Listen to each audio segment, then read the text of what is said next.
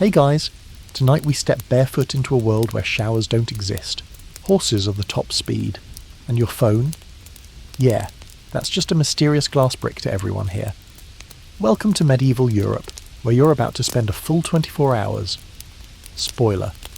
You probably won't survive this.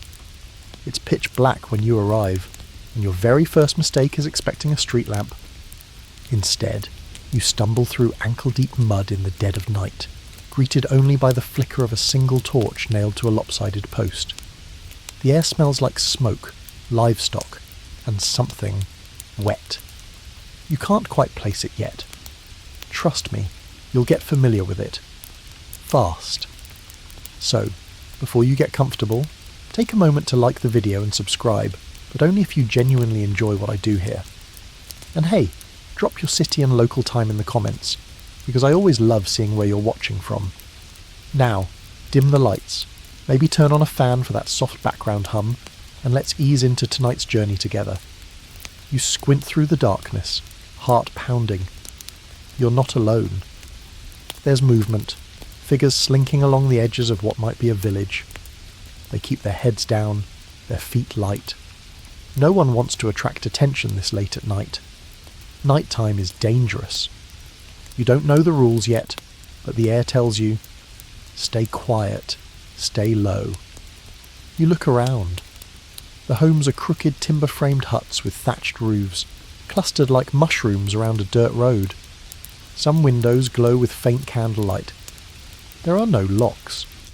Doors are wooden slabs held by simple latches. Everything creaks. Even the trees seem louder here. Your jeans are soaked from the knees down. And unfortunately, your hoodie doesn't exist in this timeline. It drew too many stares, so you ditched it 10 minutes ago when a kid screamed and ran. What's left is a stained tunic some old woman threw at you, muttering about the devil's cotton. Smells like onions and sheep. The fit? Let's say medieval tailoring doesn't flatter a modern silhouette. The mud squelches under your bare feet. Goodbye, sneakers. You tried holding on to them, but one got stuck in what you hope was just a puddle. Bare skin meets sharp pebbles and who knows what else. You wince with every step. You duck behind a cart. A man lurches down the road, humming a tune and holding a jug. His shadow stretches long in the torchlight. Drunk? Probably. Or maybe just existing in a time where clean water is suspicious and beer is breakfast. You're hungry, but there's nowhere to get food, not like you know it. No neon signs. No convenience stores. Just the distant cluck of chickens and the occasional grunt from something larger behind a fence. Someone slams a door. A dog barks. You freeze. Then something brushes your leg. You scream. Quietly. It's a rat. Or a cat. Or something in between. It vanishes into the darkness, leaving only the rustle of straw and a wave of pure adrenaline in its wake. You want to leave, to find a hotel, a police station, literally anything with a roof and central heating. But no one here knows what you're talking about. You tried asking the first person you met, an old man chewing on what looked like tree bark, and he just spat on your shoe and made the sign of the cross. So now, you wander. A rooster crows. It's not dawn yet. You know this because the sky's still star-splattered, and the moon is high. But the animals don't care. Life starts early here. Like, sunrise is late early. People rise with the light and sleep with the dark. You're already behind. You pass what looks like a well. It's surrounded by buckets, all leaning like they've seen things they'll never forget. A woman in a shawl hauls water with arms that could bench press your modern gym trainer. She stares at you, eyes narrowed, before spitting in the dirt. You decide not to introduce yourself. Fun fact. Historians still argue whether medieval villagers actually believed outsiders were cursed, or if they just acted that way to protect scarce resources. Either way, you're definitely the outsider. You wander toward a barn-like structure where several animals sleep, or snore. One pig rolls over in its sleep and lets out a human-sounding grunt. You jump. Again. Then it hits you. No glass. No mirrors. No light bulbs. Just wood, iron, wool, and dirt. Everything is either sharp, splintered, or too soft in the wrong places. Nothing feels sterile.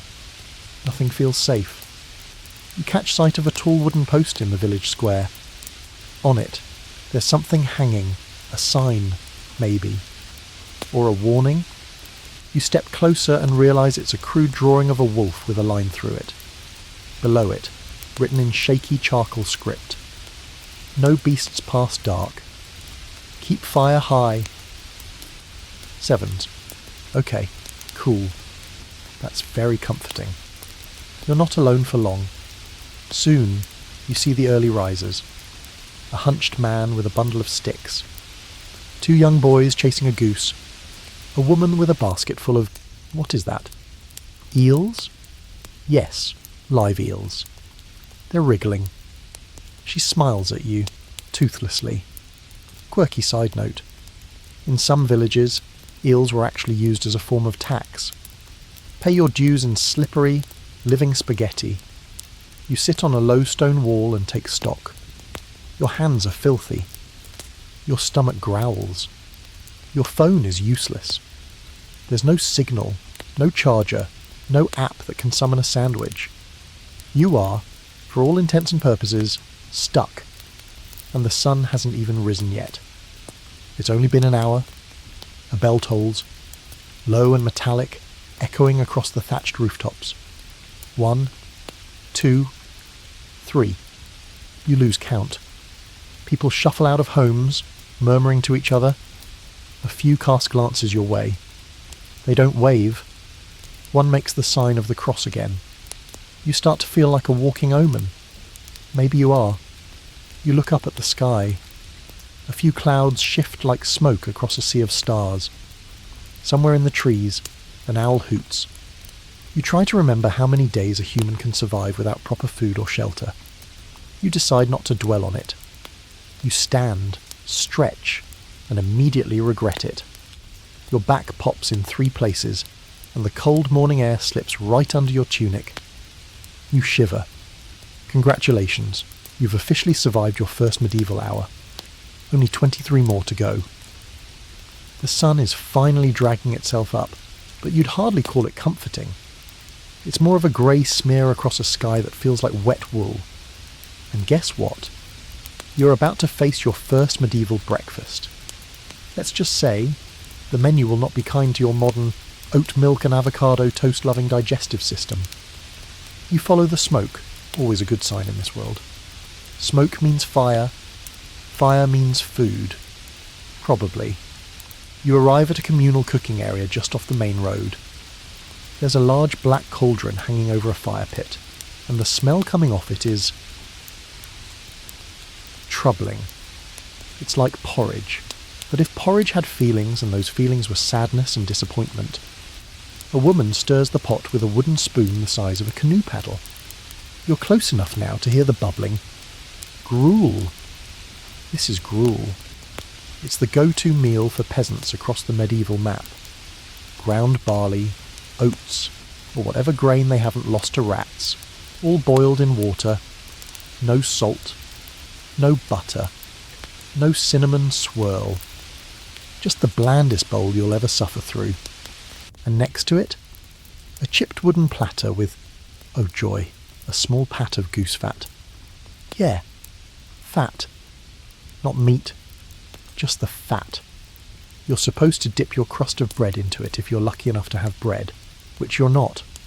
Someone hands you a bowl. You don't ask questions. You're too hungry.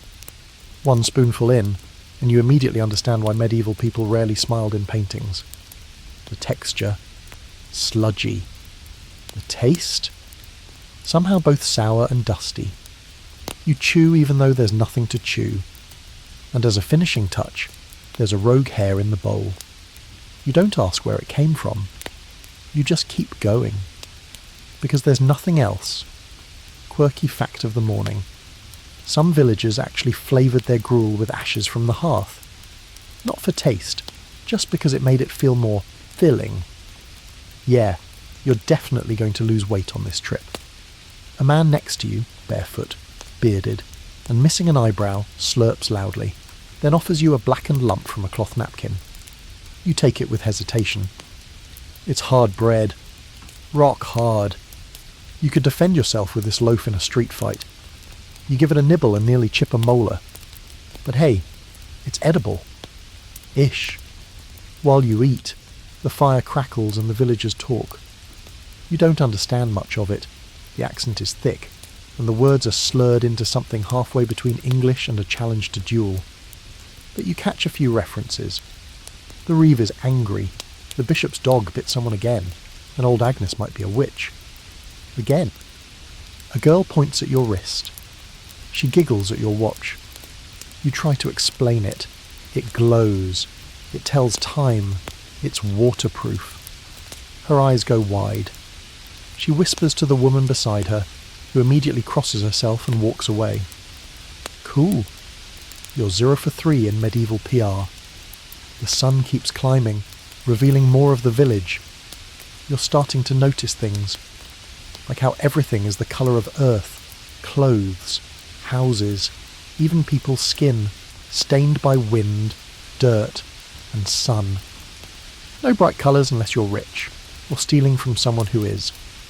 And speaking of rich, guess who's not joining you for breakfast? The nobility. They're over on the hill, past the manor gate, probably dining on warm bread, fresh meat, and imported spices. You?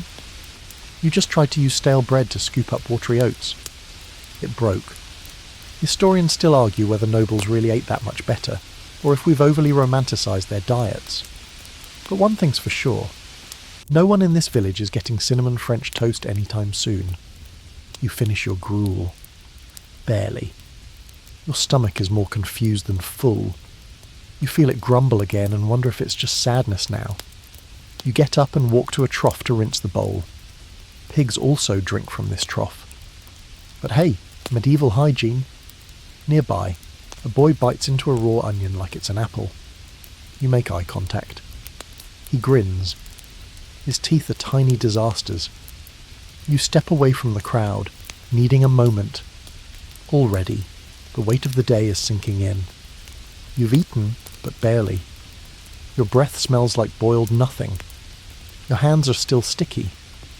Your socks. Oh right, you don't have socks. You think back to your last real breakfast. Maybe eggs, toast, a hot coffee. You'd sell your left shoe for a sip of coffee right now. Sadly, both your shoes are already in a bog somewhere.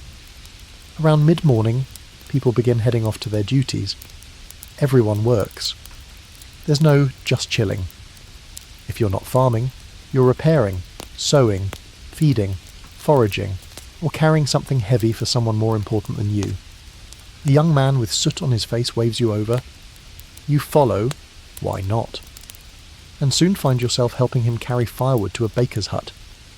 The baker nods at you, then throws a fistful of flour at a counter, grunts something, and gets back to kneading what looks like bread dough and possibly a small rock. You spot a tray of rolls on a shelf, fresh, golden, smelling like hope. You reach for one without thinking. Slap. The baker whacks your hand with a paddle. Lesson learned. Nothing is free here. Especially not bread. You mumble an apology, even though he won't understand it. You back away, hands up. Hunger might be your new normal. Around the corner, a group of women kneel by a stream, scrubbing clothes with rough stones. They're chatting, laughing, flicking water at each other. One starts singing a folk tune in a lilting voice. You stop and listen. It's beautiful, raw and rhythmic. It makes you forget, just for a second, that your breakfast had more protein from the wooden spoon than anything else. One woman notices you watching. She calls out something. You smile.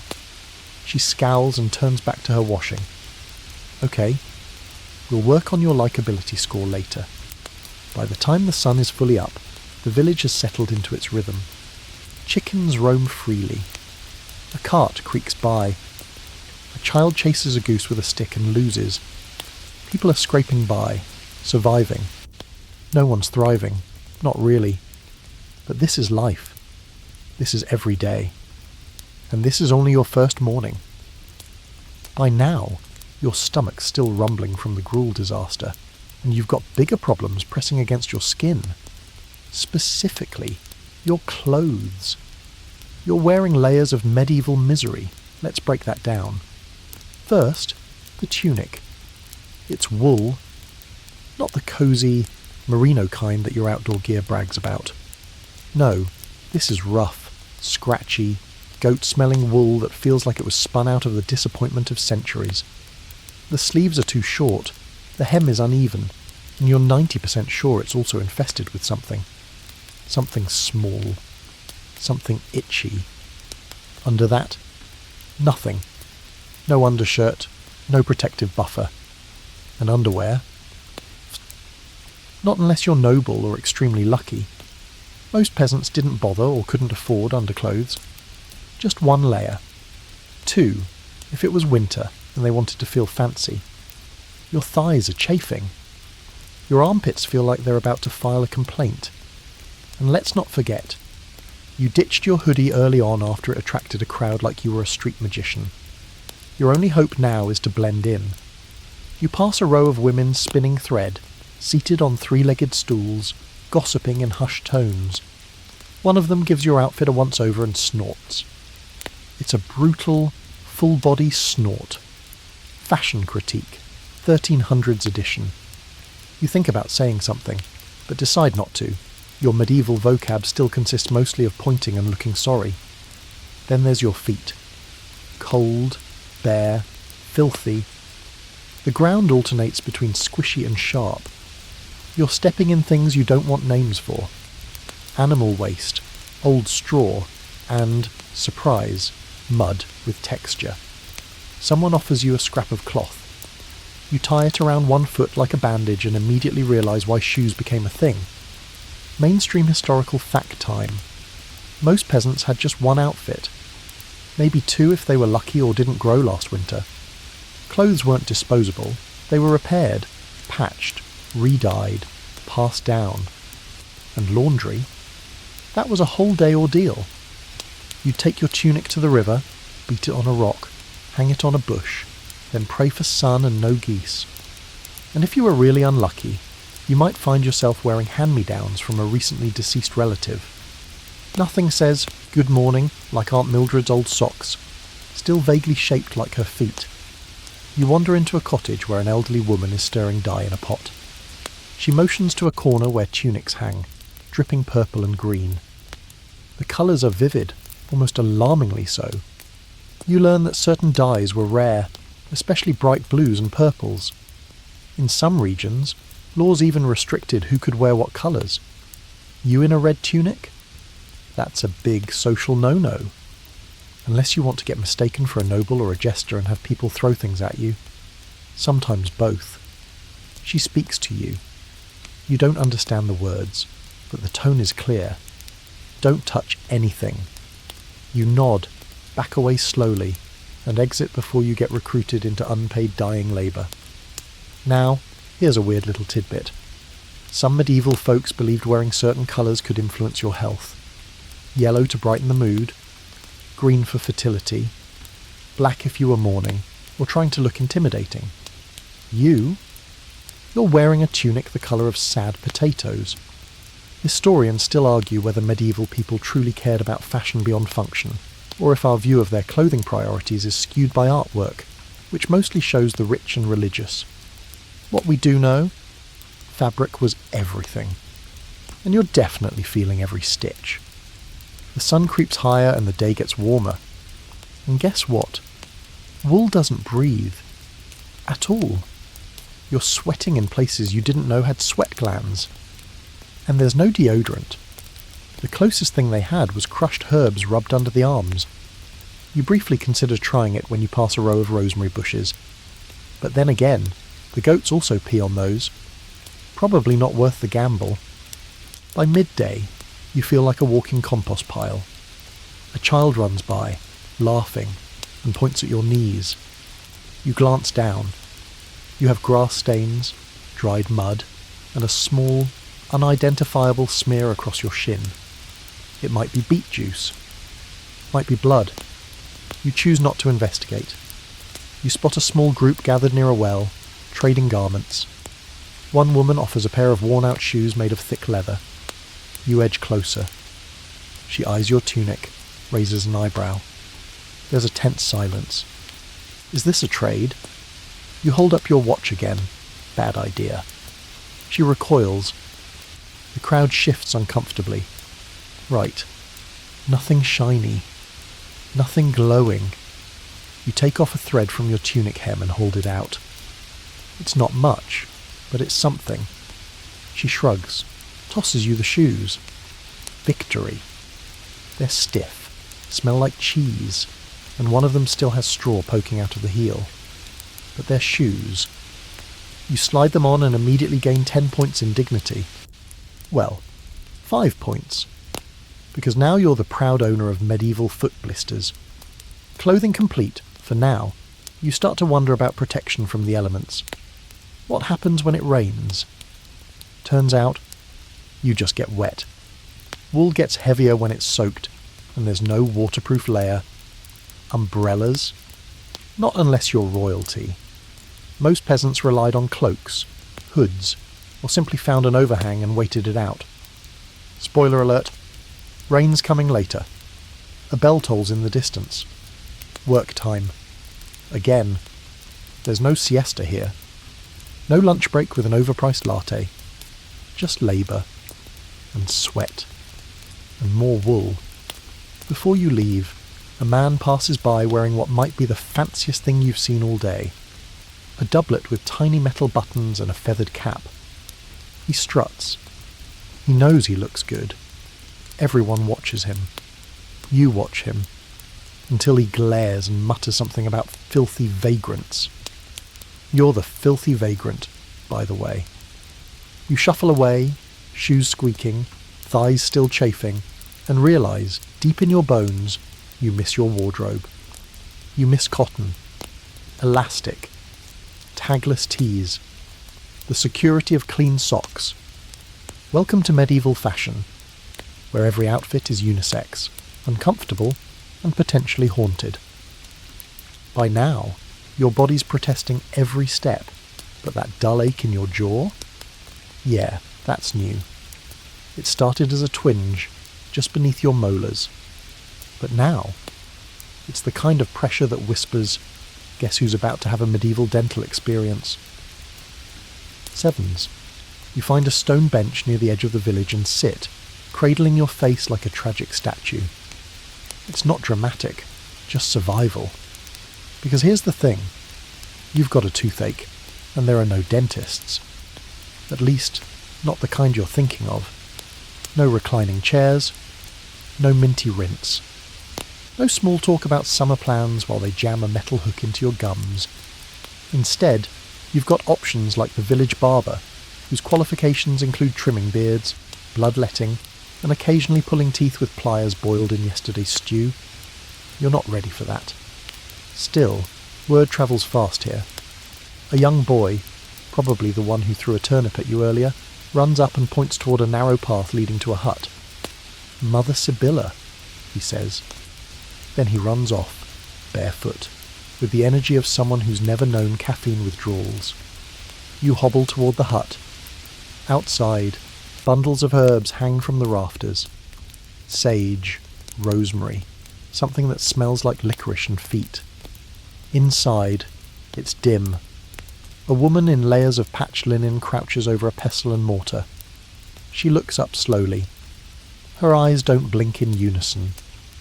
"You've got pain," she says, not as a question. You nod. She gestures for you to sit. You hesitate. She gestures harder. Mother Sibylla doesn't believe in small talk. She gets to work. She takes a rag, dips it into a dark liquid that smells like wood smoke and vinegar, and presses it against your cheek. It burns. You try not to flinch. She mumbles something that might be a prayer or a recipe, then produces a small wooden pick. You nearly fall off the stool. Nope, You're out. You shake your head, hands up. She scowls. Instead, she stuffs a wad of crushed herbs into your mouth and makes a motion like, "Bite down." You obey, mostly out of fear.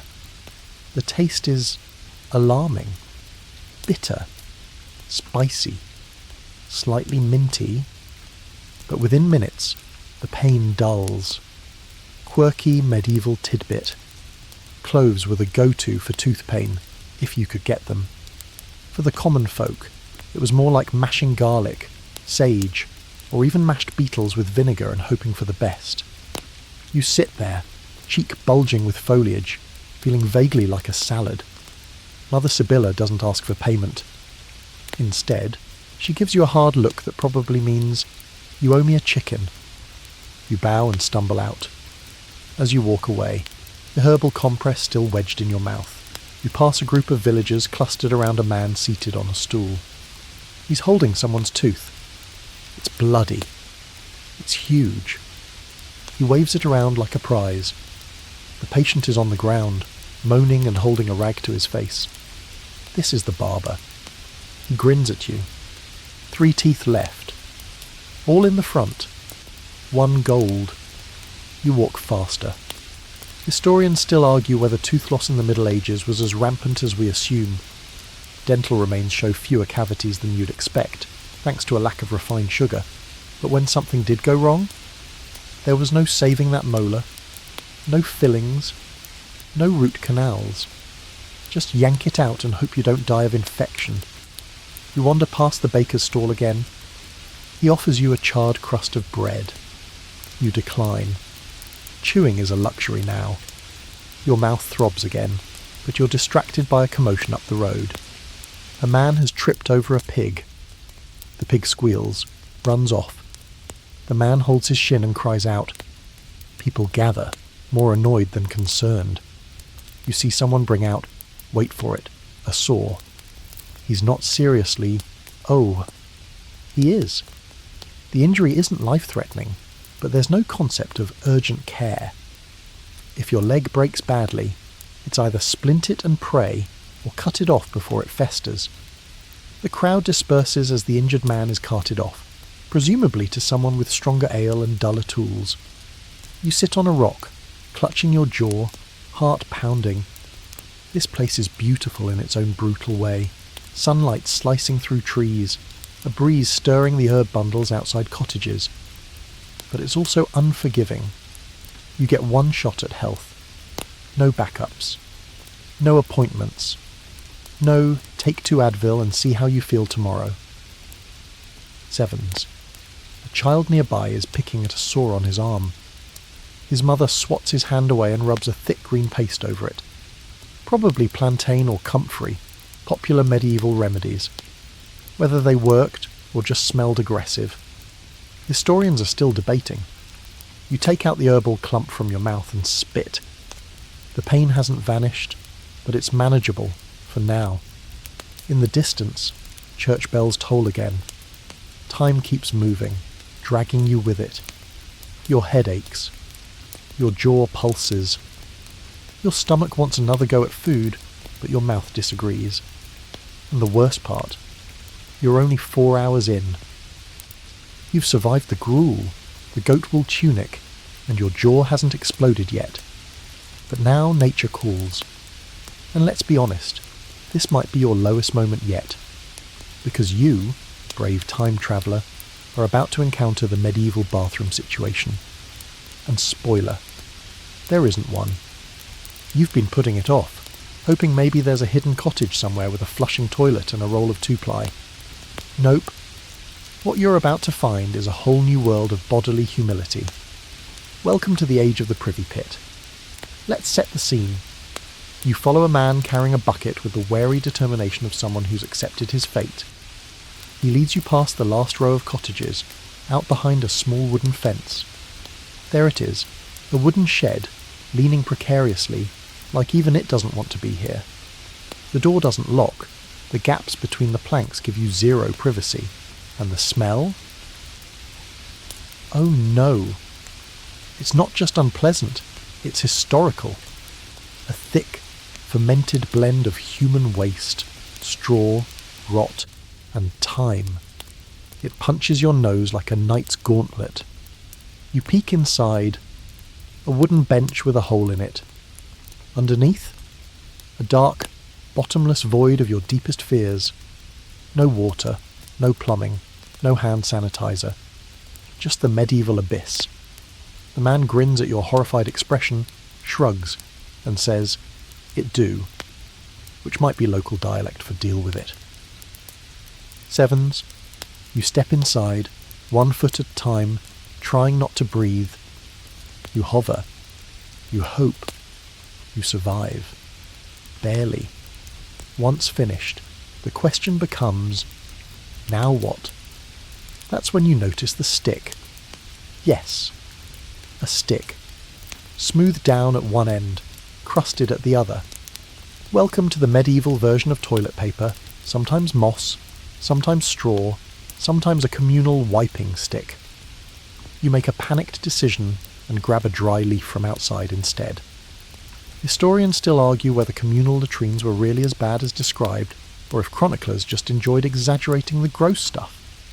But the general consensus, if it smelled like doom and looked like tetanus, it probably was. You stumble back toward the village, dignity dragging behind you. And just when you think it can't get worse, you pass a group of kids laughing and pointing.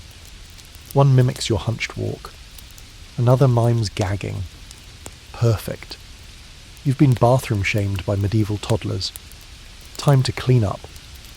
You head for the well, where several women are already filling buckets. The water's cold and vaguely cloudy. You dip your hands in. There's no soap, just sand or ash if you're lucky. You scrub the best you can, but you've got a creeping suspicion that cleanliness is more of a theory than a practice around here. One woman hands you a cloth. You nod gratefully. She mimes scrubbing her arms, then points to a stream beyond the fields. You get the message. Go bathe. Sevens. Now, bathing in medieval times wasn't entirely unheard of, but it wasn't daily, or even weekly. Monthly, maybe. Public bathhouses existed, sure, but they were mostly in larger towns, often associated with unsavoury behaviour. In rural villages like this, bathing meant a stream, some luck, and privacy if you could find it.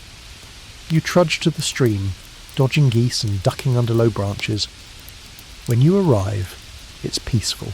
Sunlight dancing on the water, birds chirping, frogs judging you from the reeds. You strip down, wade in, and immediately regret your life choices. The water is icy. Your skin screams. But after a few splashes and some desperate scrubbing with river rocks, you actually feel almost human again. Quirky sidebar. Some medieval folks used urine, yes, human urine, as a cleanser. It was believed to whiten cloth, treat wounds, and remove stains. You consider how desperate you'd have to be to try that, and quietly vow never to get that desperate. As you step out of the water, air drying because towels weren't invented for peasants yet, you notice something floating by. It's a turd. Your bath just turned into a cautionary tale. Time to get dressed. Back at the village, the smells are back. Not just the general background funk, but something fresh, pungent. Someone's dumping a slop bucket into the street gutter. That's right, there's no sewage system. Waste just flows down a trench beside the road, mixing with rainwater and dreams. You walk carefully now. One wrong step, and you're ankle deep in Wednesday. Sevens. You pass a man standing with his pants around his knees, relieving himself against a wall. He nods like this is normal, because, well, it is.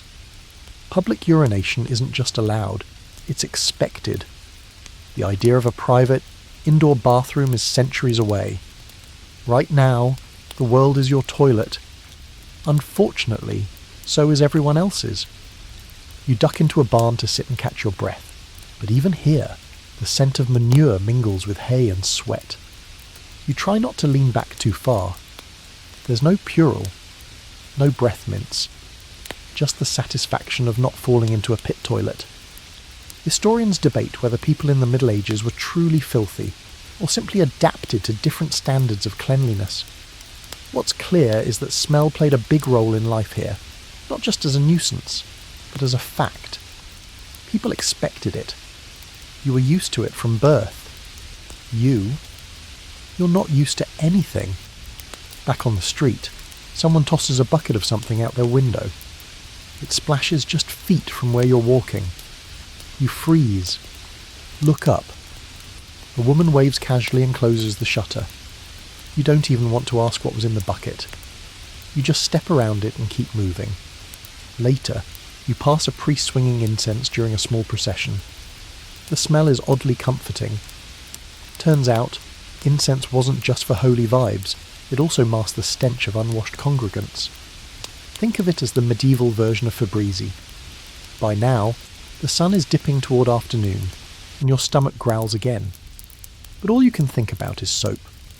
A warm bathroom, toilet paper, maybe a clean toilet seat that isn't also a nest for beetles. Instead, you're dreaming of plumbing. Modern plumbing, with pressure and temperature control, with flushing and fresh air, with privacy and scented candles, but for now, you're just trying not to step in it again. Your feet are sore, your belly's still whispering threats, and you've officially lost the ability to smell anything pleasant. But here's a new problem creeping up on you, and this one's not itchy, stinky, or tooth-related. This one could actually get you killed. You lock eyes with a man in a cloak riding a horse. His beard is well trimmed. His boots are clean, and he's very much not a peasant. You, on the other hand, mud-covered tunic, straw in your hair, and the lingering aura of doesn't belong. The moment hangs. He narrows his eyes. You lower yours. That instinct might have just saved your life. In medieval society, class isn't just a social category, it's a survival mechanism. If you're not nobility, you act like you're not nobility. You avoid eye contact, step off the road, and bow your head when a noble passes. Fail to show the right deference, and you could end up flogged, fined, or forcibly employed as target practice. And no one's forming a hashtag in your defence. Historians still argue whether lords truly maintained absolute control in every corner of the realm, or if rural peasants quietly ignored their authority when no one was looking. But one thing is clear. When a noble is looking, you play the role, which is why, as the rider trots past, you make a show of studying your own feet. It works. He rides on. You exhale. Progress. A boy nearby chuckles. First time dodging a boot, eh? You nod sheepishly. He points to your tunic. You're dressed like a thatcher, but you've got the eyes of someone who reads. Sevens. You smile, unsure if that's a compliment or a setup. He leans in. Don't let the Reeves see you looking clever. They don't like clever. Sevens, the Reeve. That's a new name on your growing list of medieval problems. Turns out, the Reeve is kind of like the village enforcer, part sheriff, part tax collector, part neighbourhood snitch.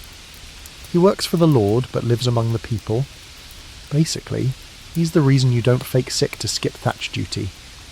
You thank the boy and move on. As you pass the village square, you see a small crowd gathered around a wooden platform. Stocks.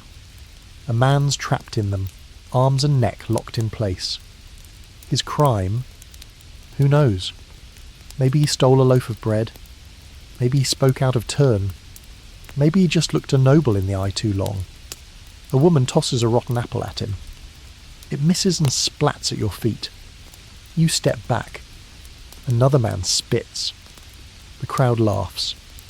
It's a grim reminder. Justice here isn't blind. It's bored, loud, and fond of mouldy produce.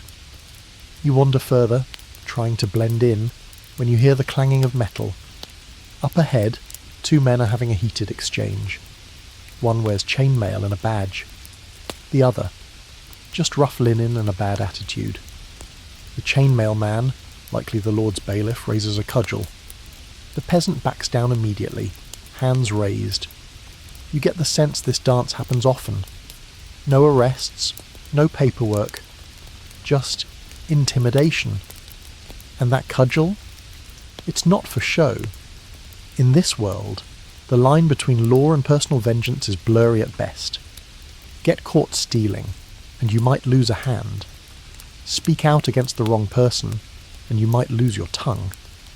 Punishment isn't just about correction, it's spectacle. Quirky medieval twist. Some lords employed sin-eaters, people who, for a fee or food, would symbolically absorb the sins of the dead by eating bread placed on their body. If that sounds weird, imagine being poor, hungry, and told that your snack also comes with a side of someone else's eternal guilt. Back in the square, a trumpet blares. A rider gallops in, scroll in hand. People gather again. He reads the Lord's latest decree. Taxes are increasing due to a grain shortage. Translation: the Lord needs more gold for war, parties, or new peacock feathers for his hat. Murmurs of discontent ripple through the crowd, but no one dares speak too loudly. A man did that once, complained openly. He vanished for 3 days and came back missing 2 toes and a permanent limp. You get the sense that freedom of speech is more of a suggestion here, one that ends with stocks, lashes, or worse. You wander toward the manor, keeping your distance. It's set apart on a small rise, encircled by a low stone wall. 2 guards stand at the gate, arms crossed, eyes scanning. They wear matching tunics emblazoned with a symbol you don't recognise, probably the Lord's crest. You consider approaching, then reconsider. The last guy who asked for directions probably got directions straight into a ditch. Historians still debate how much actual contact villagers had with their lords. Some lived nearby and meddled often. Others stayed holed up in their manors, emerging only to collect taxes or throw feast day performances. Either way, the power dynamic was always clear. They're up there. You're down here. Literally and metaphorically. Back in the village, you find a shaded corner near a pig pen and sit. A woman joins you, her face lined by years and sun. She chews a root, then offers you one. You accept. It tastes like dirt and regret, but you're learning not to be picky. You speak strangely, she says, eyeing you. I'm not from here, you reply carefully. She nods, as if that explains everything. You watch your steps. Folk around here don't like mystery. Makes them think you're touched. 7s. You ask what happens if people think that. They tell the reeve, she says, biting down on the root. And then you disappear. 7s. Wonderful. You thank her and move on. As you do, a small group of men pass by, bowing slightly toward the manor. You copy them, just enough to stay under the radar. A dog sniffs your leg, then barks. A few villagers glance your way. You smile, too wide. Someone whispers. You're learning that survival here isn't just about food or warmth. It's about knowing your place. Knowing when to speak. When to stay invisible. When to keep your eyes down and your head lower. Because in this world, one wrong look can get you chained up beside the guy still trying to spit out rotten apple juice. You've barely learned to bow to nobles and avoid eye contact with reeves, but now it's time for a whole new flavour of panic because something's not right. People are whispering. Doors are slamming. Smoke curls strangely from one cottage's chimney. And a group of women just gave you a look that would make modern TSA security blush. Congratulations. Your sneakers and toothpaste-coloured wristwatch have officially triggered a witch panic. You don't know how it started. Maybe it was that time you sneezed without saying God bless me. Or maybe someone saw you talking to that herbalist woman, Mother Sibylla, and decided you were consorting with dark forces. Or maybe it's just your face. Witch hunters had a sixth sense for that. A little girl points at you and whispers, "He talks to ghosts." Her mother yanks her away like you just grew a third eye. You glance around. People are moving back, Not dramatically, but deliberately, like they don't want to touch your shadow. You, dear listener, have just entered one of the strangest and most paranoid periods of history, the age of superstition, curses, and accidental witchcraft. Mainstream historical fact. Witch hunts weren't at their peak until the early modern period, about the 16th and 17th century, but even in the medieval period, the groundwork was being laid.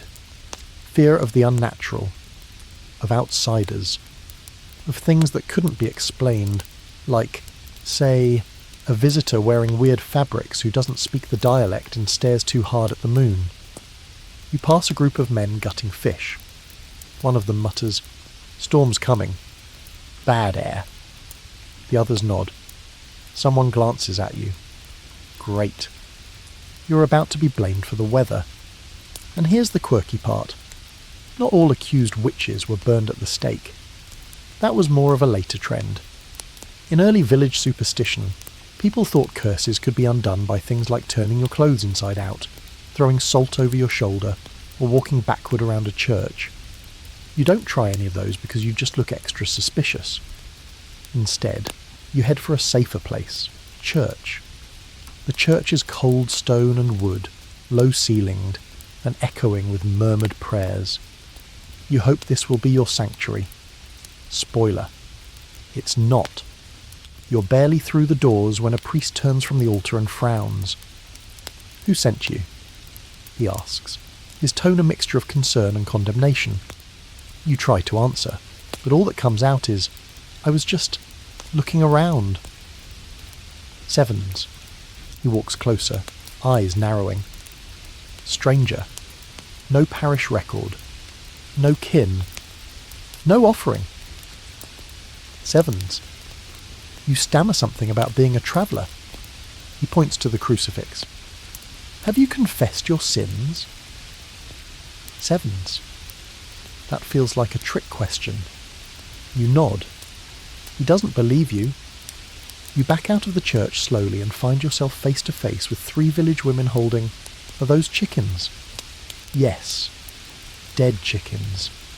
One of them swings a chicken by its feet in slow circles while chanting something that sounds like a warning and a curse all rolled into one. You're starting to suspect this is a low-key intervention. The chicken slaps the ground once, twice. You turn and bolt. Historians still argue whether village-level witchcraft accusations were based on true panic, or if they were often just thinly veiled excuses to settle grudges or scapegoat outsiders. Either way, you're officially the scapegoat of the day.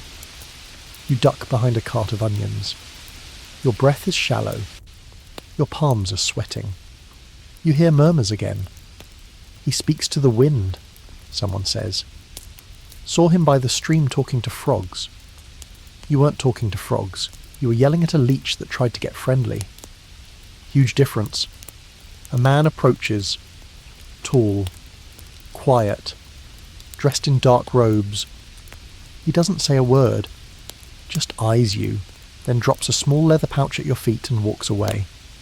Inside, dried herbs, a tooth, and a bundle of hair. Okay, that's unsettling. You toss the pouch into the bushes and try to pretend none of this happened. But it's too late. The vibe has shifted. You see 3 villagers walking together, speaking low, one holding a rope. A rope! In the modern world, that could be a totally innocent object. Here, that's preparation. You start walking briskly, and then you hear the chant. Stranger, stranger. Sevens. It starts with just one voice, then 2, then 5. You break into a jog. You round a corner and collide with someone, thankfully. It's the same boy from earlier who warned you about the reeve. He looks panicked. "They think you brought the sickness," he whispers. "You have to get out. Fast." Sevens. Sickness? What sickness?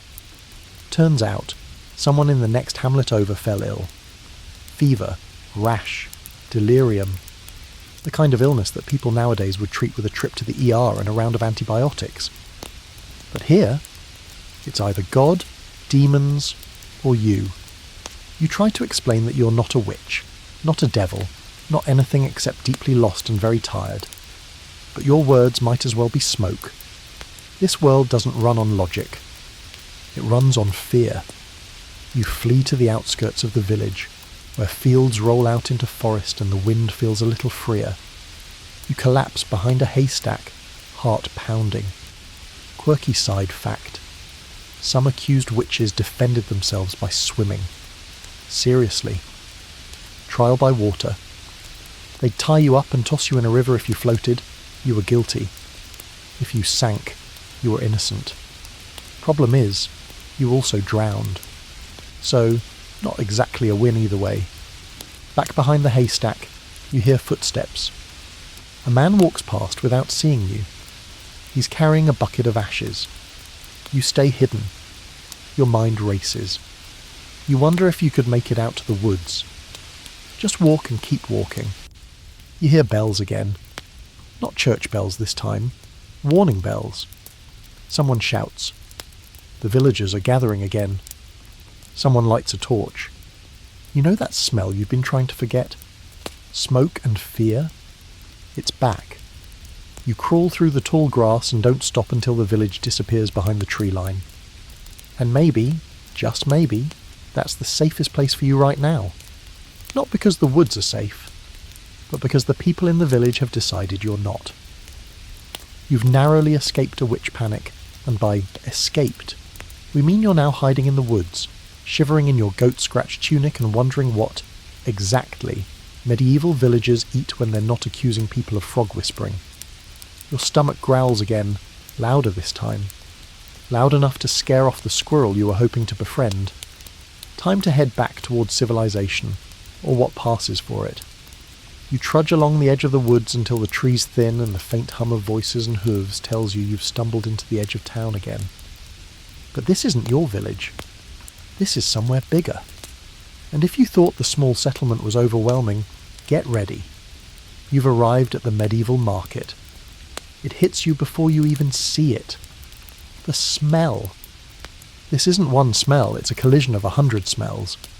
Rotten onions, fish that died with unfinished business, animal sweat, body odour, spices, blood, honey, wood smoke, and, is that urine?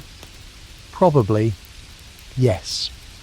You step into the crowded square, and instantly, you're jostled on all sides. Carts creak, dogs bark, chickens screech, and vendors yell in thick, spitty dialects. It's like a Renaissance fair, if everyone was slightly angrier and wildly less hygienic. You pass a meat stall first. Big slabs of flesh hanging from hooks, buzzing with flies.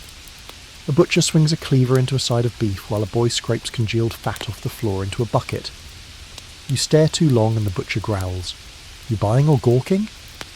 You gawk a little longer, then scurry away. Next, the fishmongers. You knew it was fish before you saw it.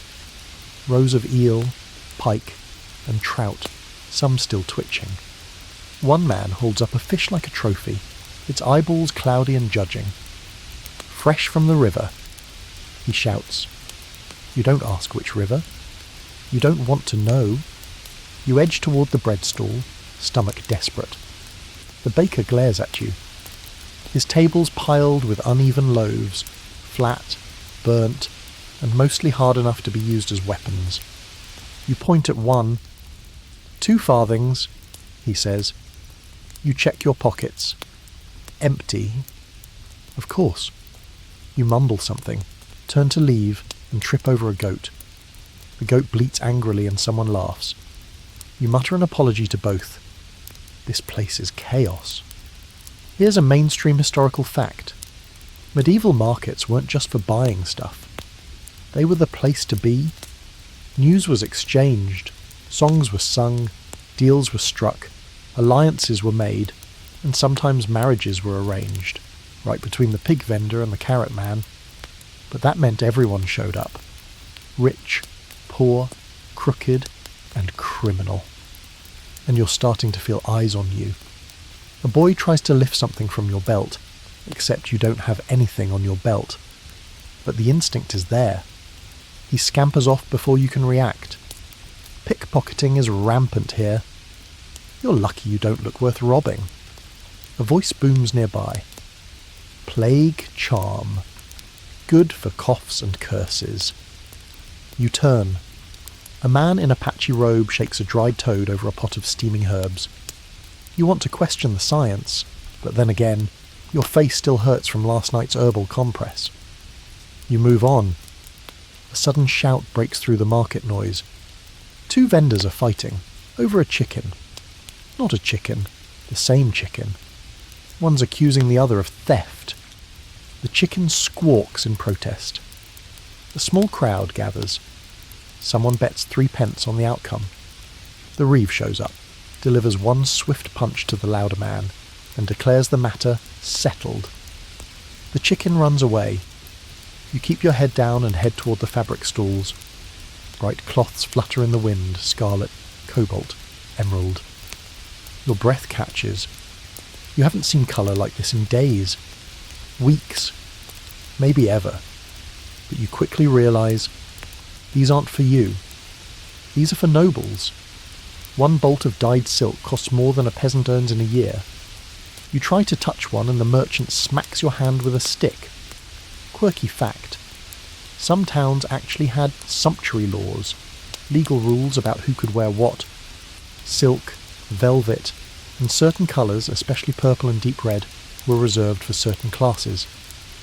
Wearing the wrong fabric could get you fined. Or worse, you pass a man selling rat tails and claim their good luck. A child begs nearby, barefoot and covered in ash.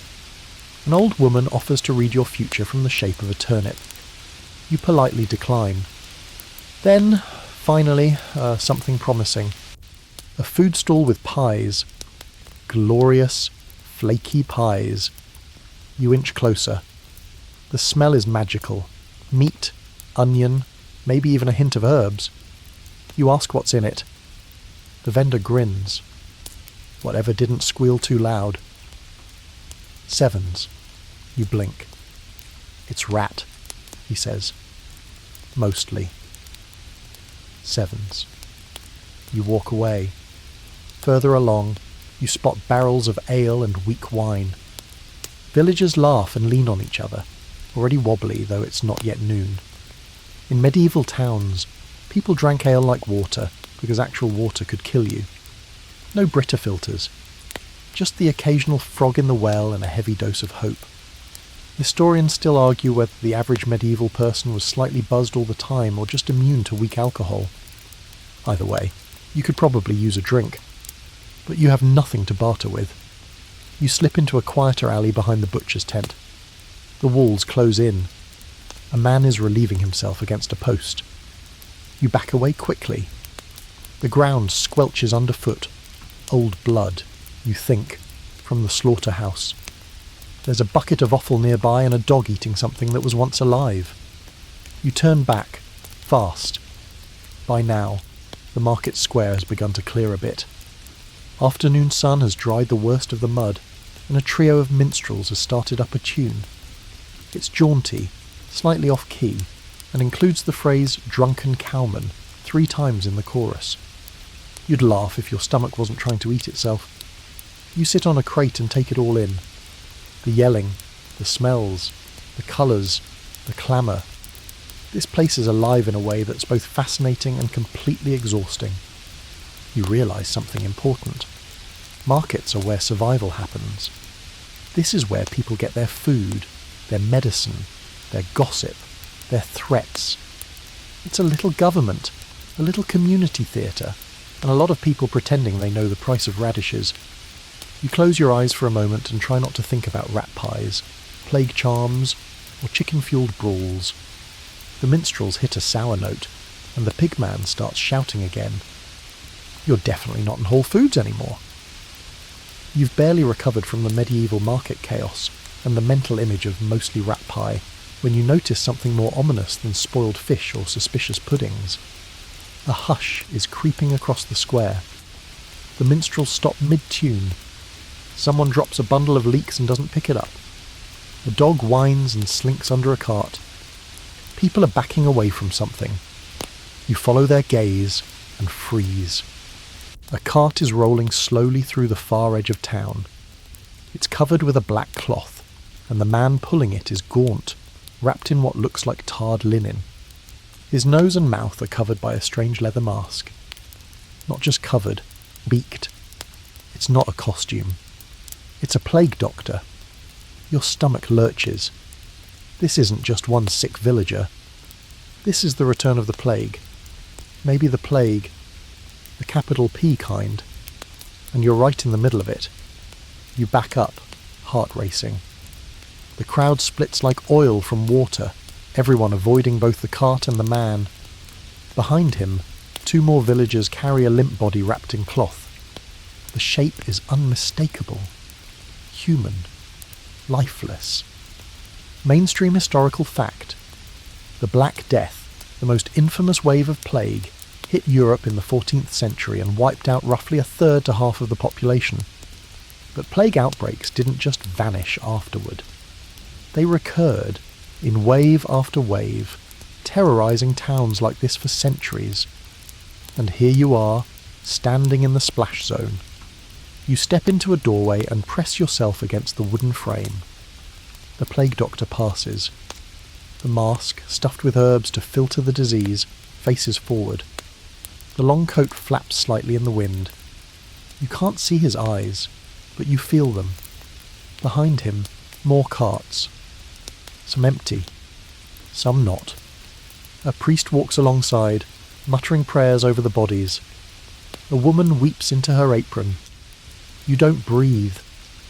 Then you notice the signs. X's drawn on doors in ash. Straw bundles hanging above thresholds. One cottage door is marked with red paint, the letters barely legible. God have mercy. 7s. You've wandered into a quarantine zone. You step back onto the road, and immediately someone shouts, "Keep your distance." A man waves a stick at you. You been near the cart? You touched it? 7s. No. You call back, quickly. He points toward a fountain where a woman is ladling water and mutters, "Boil it twice. Still kills." 7s. The panic is subtle but everywhere. Quiet arguments. Doors slamming. Children being yanked indoors. Even the goats are edgy. Quirky fact. Some medieval people believed plague spread through miasma, bad air, which is why people carried herbs, flowers, and even oranges stuffed with cloves.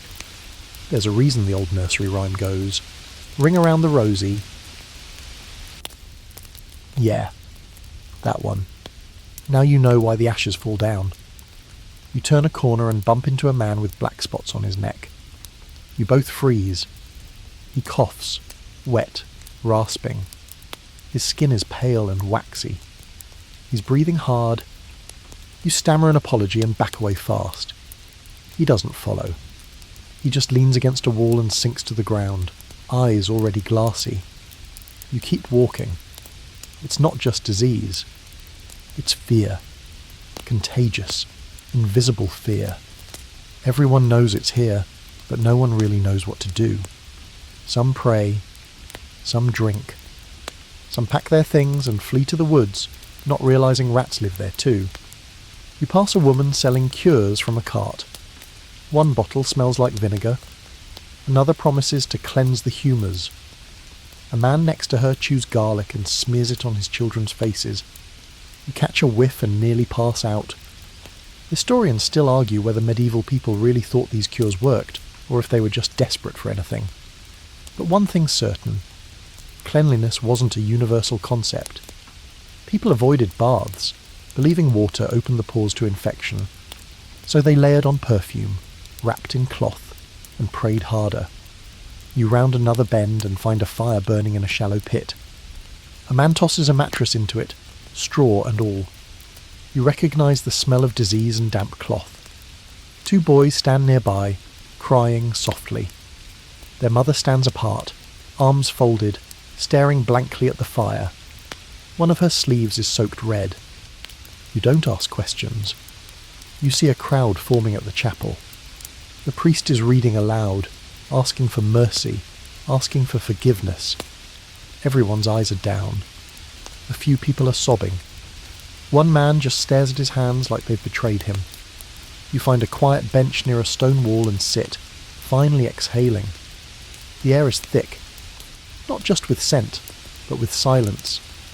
It's the kind of silence that comes when people are waiting for bad news to arrive, or worse, watching it unfold in front of them. You think about your own time. Medicine, hospitals, antiseptic. You think about how far the world has come and how fragile it really is. A woman walks by holding a cloth to her mouth. You hear her whisper to no one in particular. It always starts like this. Sevens. You believe her. The sun dips low. The plague cart is gone now, but its ghost remains in the road. No one walks there. Even the chickens give it a wide berth. You stay outside the village for a while, not daring to go back in. Later, a man passes and mutters, "Smoke the house tonight. Keep the evil out." You don't ask how. You just nod. And when you finally make your way toward a haystack to curl up for a bit, the only comfort you have is the soft wind and the knowledge that, at least for tonight, you're still breathing. You wake up itchy, stiff, and covered in hay. Not just hay, either. Something small and wriggling skitters across your collarbone and vanishes. You slap it away too late. It's fine. You've stopped keeping track of the bite count. The plague cart may be gone, but your new enemies are microscopic, winged, and absolutely thriving. Welcome to your medieval sleeping arrangement. The haystack. Your mattress is a pile of dry grass and assorted wildlife, and your blanket is whatever's clinging to your tunic. You ache in places you didn't know had nerves. One arm's asleep, one leg's damp, both feet smell like betrayal. You stagger upright, brush off straw, and immediately regret every life choice that led you here. It's still early, light barely streaks across the horizon, but the village is already awake. Farmers call to oxen, pigs snort with purpose, and a rooster, possibly the loudest animal on earth, screams in your direction like you owe him money. You stretch and make the mistake of scratching your back. Huge mistake, because now you feel them. The tiny, bouncing itches, fleas, lice, possibly mites. A full medieval infestation. You might have gone to bed human, but you've woken up as a buffet. Mainstream historical fact. Fleas were everywhere. Beds weren't sealed, washed, or changed often. And since most peasants slept multiple people to a bed, sometimes with livestock nearby, it was basically a communal pest convention. And don't even get us started on bedbugs, which were sometimes called wall lice and actively fought with smoke, vinegar, and despair. You hobble toward the village, hoping for water, bread, or a miracle. The town's not quite bustling yet, but people are already sweeping thresholds and tossing wash buckets into the street. You pass a woman shaking out a woolen blanket over a fence. Dozens of white specks leap from it like confetti. You throw up in your mouth a little.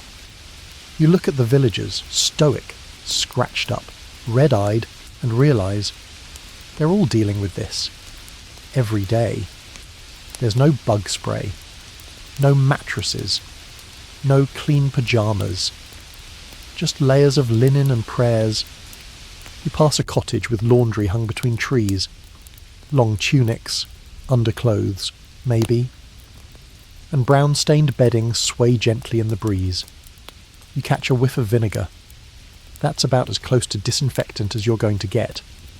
A woman nearby scrubs a tunic in a wooden tub, muttering to herself and glaring at the fabric like it personally betrayed her.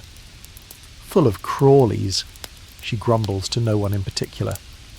Again. Sevens. You smile sympathetically. She scowls back and snaps the tunic against a rock. You reach the well and splash your face. The water's frigid. It helps.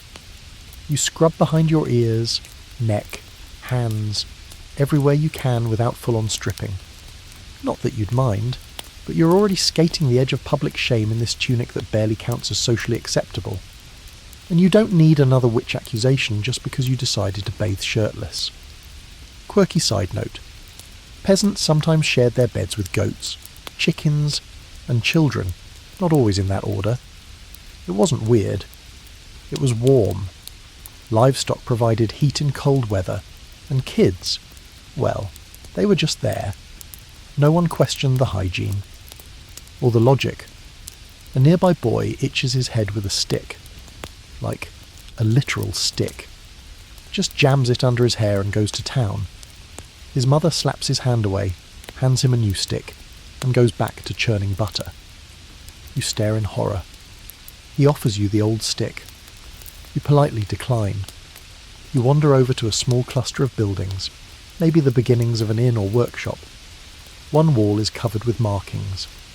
Lines, tallies, carved initials. Could be rent. Could be debt. Could be the local version of Brad was here. You lean against the post and sigh. A few other villagers sit nearby, gnawing on stale bread and looking as unrefreshed as you feel. One older man scratches his armpit aggressively. Another is digging something out of his ear with a twig. There's a quiet understanding among all of you. None of us slept well. Historians still debate whether medieval peasants truly accepted the filth and bugs as normal, or if they were just too busy staying alive to care. Either way, you're discovering how low the bar for restful sleep really was. A woman across the way bangs a pot and yells, "Lice boil's ready." Sevens. You blink. Sorry. What? Turns out, she's boiling water, herbs, and vinegar in a big black kettle. It smells like garlic and mint's angry cousin. Villagers bring blankets and tunics, dunk them in, and hang them to steam in the morning sun. You sneak a cloth from your belt, some scrap you've been using as a napkin or handkerchief face cover, and drop it in. She eyes you suspiciously, but lets it slide. Maybe she's seen your flea-bitten face and decided you've suffered enough. While it boils, you ask about sleep remedies. She shrugs. Drink beer. Lay down. Hope the mice don't nibble. Sevens. You thank her. She hands you a wet piece of cloth that might be cleaner now. You squeeze it dry and wrap it around your shoulders. Not far off, you spot a hut with smoke curling from the chimney and animal noises inside. You peek in and see hay, wooden stalls, and someone snoring in the corner. It's a stable, and also someone's bedroom. Apparently, in the medieval world, indoor-outdoor living means sleeping next to donkeys. You tiptoe back into the open air, overwhelmed and under-rested. The itch returns. You scratch your arm, then your side, then your ankle. One finger discovers a small bump behind your ear that wasn't there yesterday. You sigh. This is your life now. This is the bedding situation. You find a shady patch of grass and lie down for a moment, just long enough to rest your eyes. The sky is wide, pale blue, dotted with wispy clouds. Somewhere nearby, a lute plays off-key. A dog barks, a baby screams, someone laughs, and somehow, despite the fleas and the lice and the deeply suspicious blanket you just used, you start to drift off. Not because it's comfortable, but because you're too tired to care. You wake up to the worst possible sound. Hooves, fast ones, on cobblestones, and they're getting closer. You sit up, confused, still tangled in itchy cloth and dream fog, only to see a man on horseback galloping through the village square. He's yelling something, loud, urgent, and entirely indecipherable through your modern ears. A bell clangs behind him, villagers spilling out of homes, craning necks, chattering like startled birds. You pick up one key word. Marriage. Oh no. You inch toward the crowd. A priest stands on a raised stone platform, reading from a tattered scroll while gesturing toward a boy and girl standing beside him. She's maybe 15. He's probably 16. Both look like they'd rather be anywhere else, preferably with less onion breath. The village has paused to watch a wedding. And you, thanks to your awkward timing and out-of-place face, are now part of the audience. The bride fidgets, glancing over her shoulder like she's hoping for divine intervention. The boy beside her wipes his nose on his sleeve. Romantic. The priest drones on in Latinish mutters, though you catch enough to know this isn't just some sweet village union. It's arranged. Maybe by family. Maybe by obligation. Maybe by debt. Because here's a cold medieval reality. Romance is not a thing. Not for most people, anyway. Sure, troubadours sing of noble love and knights winning fair maidens, but for peasants, marriage is economics, property, survival. You marry to join fields, ease workloads, or pay off favours. Love is optional, more of a bonus track than the main feature. Historians still argue whether peasant marriages were truly loveless, or if affection grew later, like mould on bread. But what's clear is this. You didn't swipe right. You swiped livestock. You overhear a mother whispering to her daughter. He's got both his ears and 1 whole acre. The daughter sighs, as if resigned to her fate. As the couple awkwardly kisses, or at least try, a nose bump ruins it. The crowd breaks into cheers. Bread is tossed. Someone plays a fiddle that's definitely seen better days. You back away, but too late. A group of women spot you. Stranger, one says. A lonely one. Sevens. Another cackles. Let's find you a match. Sevens. Oh, no, no, no, no. You raise your hands in friendly protest, but they're already circling. What's your trade? Got family? You seem strong. Can you thatch? How many teeth? Sevens. You try to walk away, but they're faster. One woman grabs your arm. I've got a niece with good ankles. Sevens. Another yells. I've got 2 nieces. Sevens. You jog. It turns into a run. You turn the corner and nearly knock over a man carrying a goose. Careful, he shouts. That's my dowry. You're starting to get the idea. In this world, marriage is currency. Daughters are often married off young, sometimes by 14, even 12 in some regions. Boys don't fare much better. If you're strong enough to dig a ditch, you're old enough to say, I do. Sevens, dowries vary. A goat, a pig, 3 casks of cider. One legendary case involved a woman traded for a perfectly average wheelbarrow. Love wins. You duck behind a cart of leeks to breathe.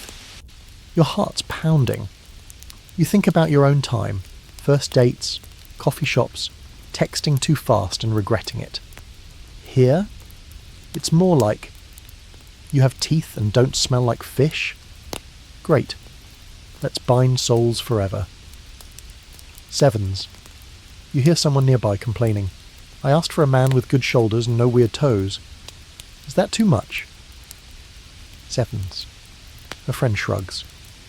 At least he's not cursed. Sevens. You scan the square. The wedding feast has begun. 2 tables of uneven wood, bread, apples, turnips, and 1 nervous-looking chicken. The couple sits stiffly at the head. The girl glances at you, curious, maybe wistful, or maybe just confused by your belt loop. Someone tries to dance. It looks like a cross between a stomp and a seizure. The fiddler kicks it up a notch. A boy does a cartwheel into a sheep. You edge closer to the food, hoping to snag a scrap. You manage a chunk of bread, dry but edible, and chew quietly while watching the newlyweds attempt conversation. He says something. She nods. He spills water. She dabs it up with her sleeve. Romance. And here comes the moment you were dreading. The bedding ceremony. If you're unfamiliar, lucky you. Let's summarise. In some villages, after the wedding feast, it was customary for guests to escort the newlyweds to bed. Not just figuratively, literally, with songs and nudges, and often uncomfortable levels of supervision. In some traditions, witnesses even remained in the room to ensure the couple sealed the deal. Not always official law, but definitely encouraged in tight-knit, gossipy towns like this. You watch with wide eyes as the crowd starts chanting, yes, chanting, and the couple is guided toward a small thatched cottage. Someone throws rose petals. Someone else throws stale bread. The bride blushes. The groom looks like he's about to faint. You back away slowly, and that's when an old woman pokes you in the ribs and says, "You next?" Sevens. "No," you whisper. She winks. "Not yet. Anyway." Sevens. You flee. You finally find a quiet place near the edge of the village and collapse beside a barrel of turnips. It smells like wet socks and soil. Somehow, it's still better than the wedding crowd. You sit there, chewing stale bread, staring at the sky. It hits you then. This world isn't made for feelings. At least, not the modern kind. No romantic candlelight dinners. No long walks on the beach. Just pragmatic unions, hopeful glances, and the occasional forced goose donation. Love, here, is something you grow slowly, like a wart. Useful, awkward, maybe permanent. And the lucky ones? They find someone who also doesn't snore, steals fewer blankets, and occasionally shares their onion. The sky darkens, fiddle music fades, and you, very single and very grateful, decide that in the Middle Ages, love is a battlefield. It's early evening now, and the wedding has thankfully fizzled into awkward silence and drunk snoring. You've managed to dodge any impromptu engagements, and you're even starting to blend in, at least until someone points out you still don't cross yourself properly before meals. You mumble something about hand cramps and quickly change the subject. But there's no avoiding it anymore.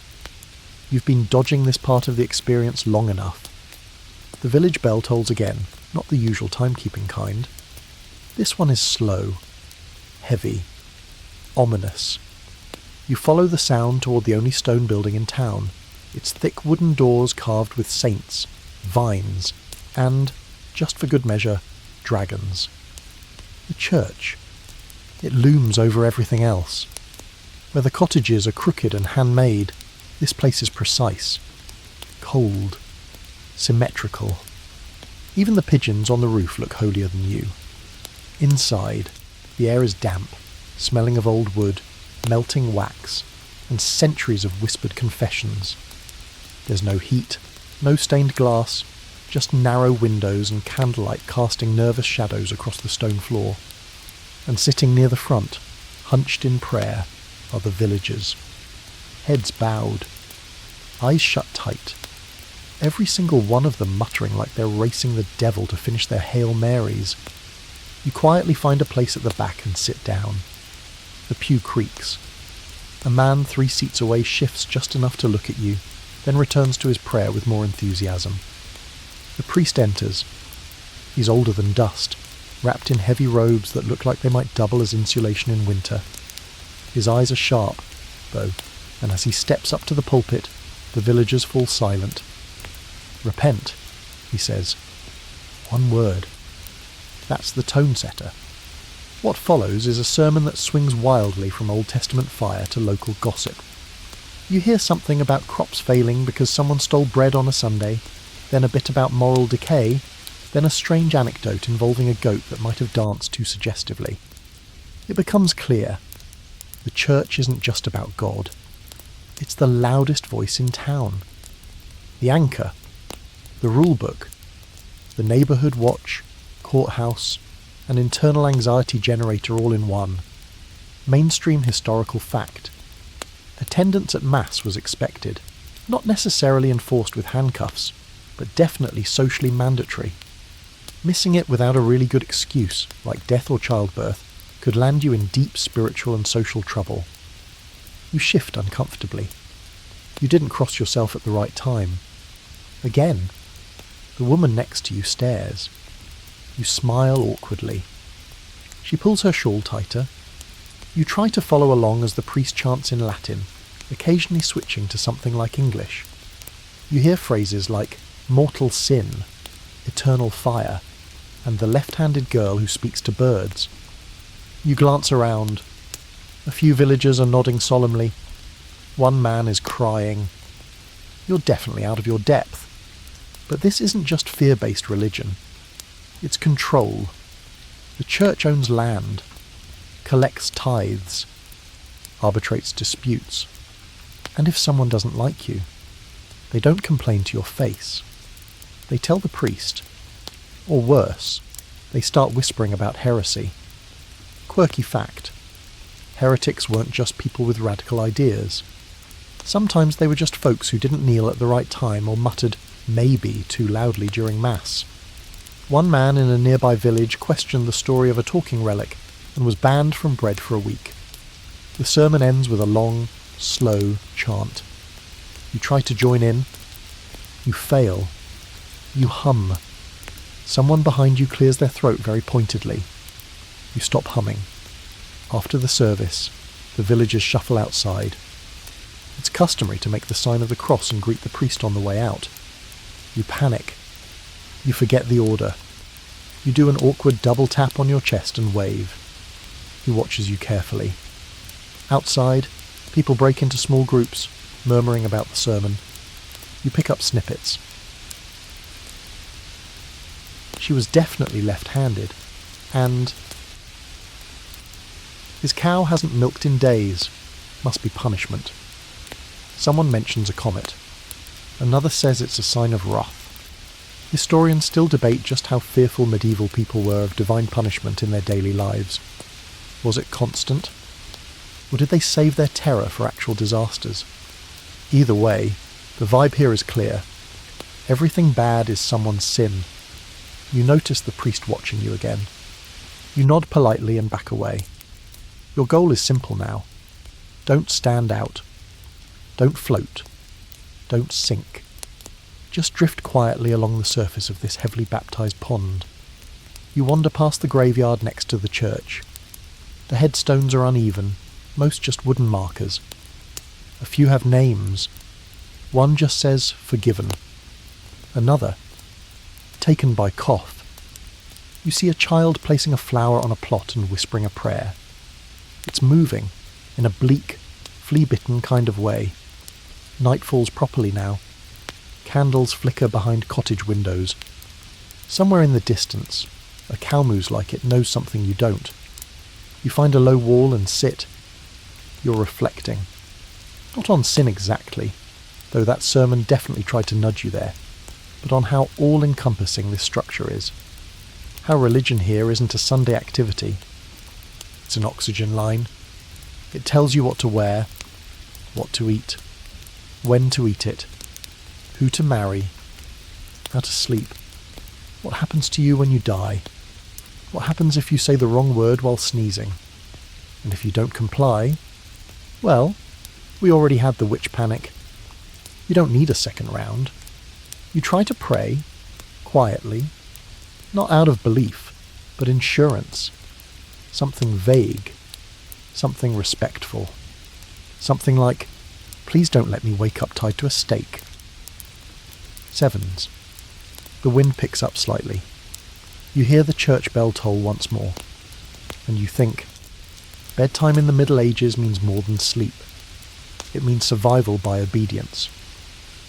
You've made it through the wedding, the fleas, and the soul-squeezing church sermon. But now, as the stars scatter across the sky and the temperature drops like a medieval mood, a new realization settles in your bones. You're about to experience medieval winter. And you are wildly unprepared. Your tunic's too thin. Your feet are damp. And there's a breeze sneaking through every seam like it's got something to prove. You cross your arms, shuffle your feet, and think fondly of all the things you once took for granted. Insulation, central heating, thermal socks, and, of course, functioning windows. Let's talk about that for a moment. Windows. In the modern world, they're clear, sealed, and designed to keep the cold out and the warmth in. In the Middle Ages, They're either tiny slits in stone walls or, if you're wealthy, panes of oiled parchment stretched over wooden frames. Yes, parchment. Like scrolls. Only greasier. Glass windows were rare, expensive, and pretty much reserved for churches or castles. Most villagers relied on shutters to keep out the wind, which worked about as well as paper towels in a thunderstorm.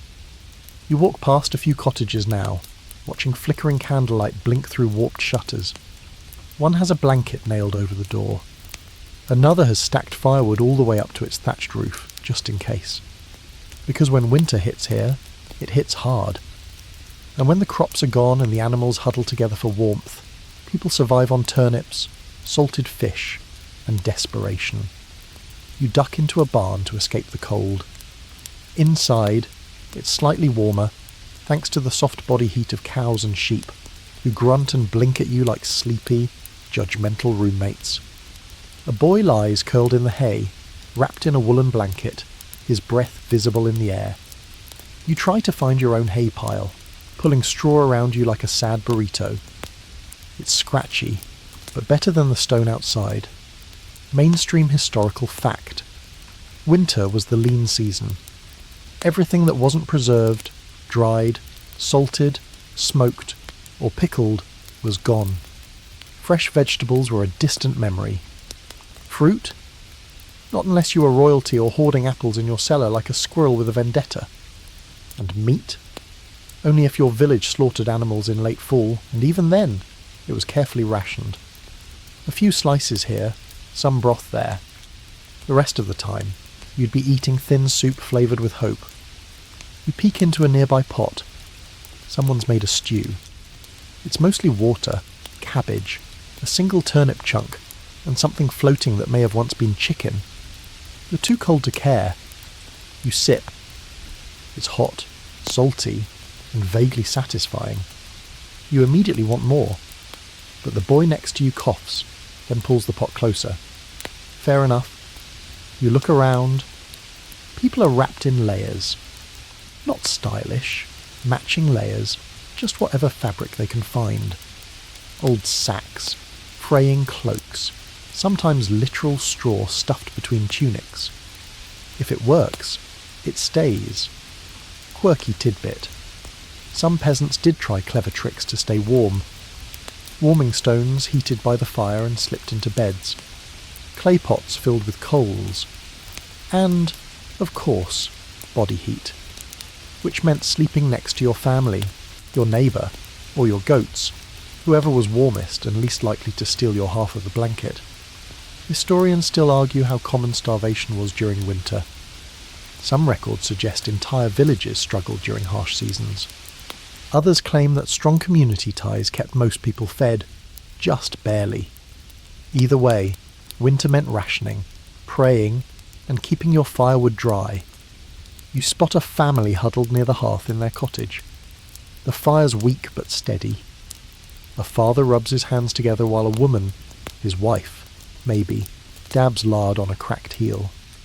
The children are already asleep, piled like puppies. You try not to think about your own bed back home. The mattress, the duvet, the thermostat. Instead, you think about calories. You haven't had many today, or yesterday, or the day before that. And with this cold, your body's burning energy like it's running a marathon, just while sitting still. You try to walk some warmth back into your legs, but each step makes your joints creak like old furniture. You pass another group of villagers tending to a small animal pen. One of the goats bleats, and a girl wraps a shawl around it like it's a member of the family. She sees you staring. "Goats freeze," she says. "Happened last year." Sevens. You nod solemnly. You didn't know goats could freeze. Add that to the list. You hear someone cursing quietly nearby. You follow the voice to find a man fumbling with an axe. He's trying to split frozen firewood. His hands are red and stiff, his breath coming in short puffs. You offer to help, and for once, your presence is appreciated. You take the axe, your fingers nearly frozen to the handle, and swing. It's not your finest moment, but after a few clumsy hits, the wood cracks. The man grunts in approval and hands you a chunk of bread from his pouch. It's stale and frozen, but it's food. You chew it like it's gourmet. You've earned something today. Not pride, exactly, but a small win. A bite of bread. A few minutes of fire heat. A brief moment where the cold didn't win. Later that night, curled back into your itchy straw cocoon, you notice frost creeping along the inside of the barn wall. The cows are asleep. The boy's cough is softer. And somewhere outside, the wind howls like it's looking for someone to scold. You tug the cloth tighter, shivering, and whisper the words you've said every hour since you arrived. Just get through the night. And as you drift off, half frozen, half exhausted, you realise something chilling. Winter hasn't even really started yet. Morning breaks, but not in a pleasant, sun-kissed, birdsong kind of way. It arrives like an exhausted grunt, grey, wet, and coughing up mist across the fields. You wake with straw in your mouth and a new rash on your wrist. So that's fun. You sit up and immediately regret it. Your back cracks like a bread crust, and your limbs feel like they've been in a fistfight with a wheelbarrow. It's fine. You're used to this now. Sort of. The cows are still asleep. One is snoring. But your biggest problem today isn't your bruised tailbone or your modest breakfast of air. It's the angry red splotch creeping up your leg. It itches. It burns. And it's officially your most concerning development since your accidental involvement in a witch scare. Welcome to medieval medicine. Let's just rip the bandage off. There are no doctors in the modern sense. No sterile tools. No degrees. No medical charts. Just opinions, superstition, and things that involve boiling, draining, or screaming. You hobble toward the healer's hut. Yes, back to Mother Sibylla. She's your only option, and your best one, which should tell you everything. Inside her smoky, herb-choked cottage, she gives you a long, slow look. You point at your leg. She nods. Hot humours, she says, poking the rash with a twig. Angry blood. Needs cooling. Sevens. You don't argue. She goes to work, smashing herbs with garlic and... what's that? Ale? Yep. She ladles out a warm, soupy mess into a cloth and slaps it onto your leg. It stings. Not in a helpful way. In a am I supposed to be crying? Way. Mainstream historical fact. Most medieval medicine was based on the theory of the four humours: blood, phlegm, black bile, and yellow bile. Illness. That meant your humours were out of balance. Too hot. Too cold. Too wet. Too dry. The solution? Restore the balance. Through herbs, food changes, or leeches. You glance around Sibylla's shelves. Yep, there they are. Slimy, wriggling leeches, just hanging out in a jar like it's no big deal. She sees you staring. No need yet, she says. Unless it swells. Great. That's reassuring. She wraps your leg tightly and hands you a clay cup filled with something steaming. It smells like boiled shoes and licorice. You sip it. Your tongue goes numb. She nods approvingly. Somewhere in this hut is a cat. It jumps from a rafter and lands near your foot with a thud. You try not to flinch. The cat stares. The cat knows too much. You thank her, awkwardly, and limp out, leg bandaged, face flushed, breath smelling like medieval cough syrup. At least you're not dead. Yet, outside, a man is groaning in a chair while another sharpens a blade. You pause. This looks ominous. You ask someone nearby. They shrug and say, he's got too much blood. Sevens. Ah, bloodletting. still very much a thing. People believed illnesses, especially fevers, were caused by an excess of blood, so they'd cut a vein and let it drip into a bowl until the patient either felt better or didn't. You watch as the sharp tool slices into the man's arm. He doesn't scream. He just grits his teeth and bleeds into a wooden dish. His wife holds his other hand and hums softly. Quirky tidbit. Sometimes barbers doubled as surgeons. Hence the classic barber pole, red for blood, white for bandages. Need a trim and a tooth pulled? Same guy, same chair, just different levels of regret. You walk past the square and see a woman tying a necklace of garlic around her son's neck. Keeps the bad spirits out, she says. He sneezes. She smacks his head lovingly and mutters something about demons in the sinuses. Next to her, someone's burning a bundle of herbs and waving it around like sage at a college dorm cleansing. It smells like scorched mint and pine.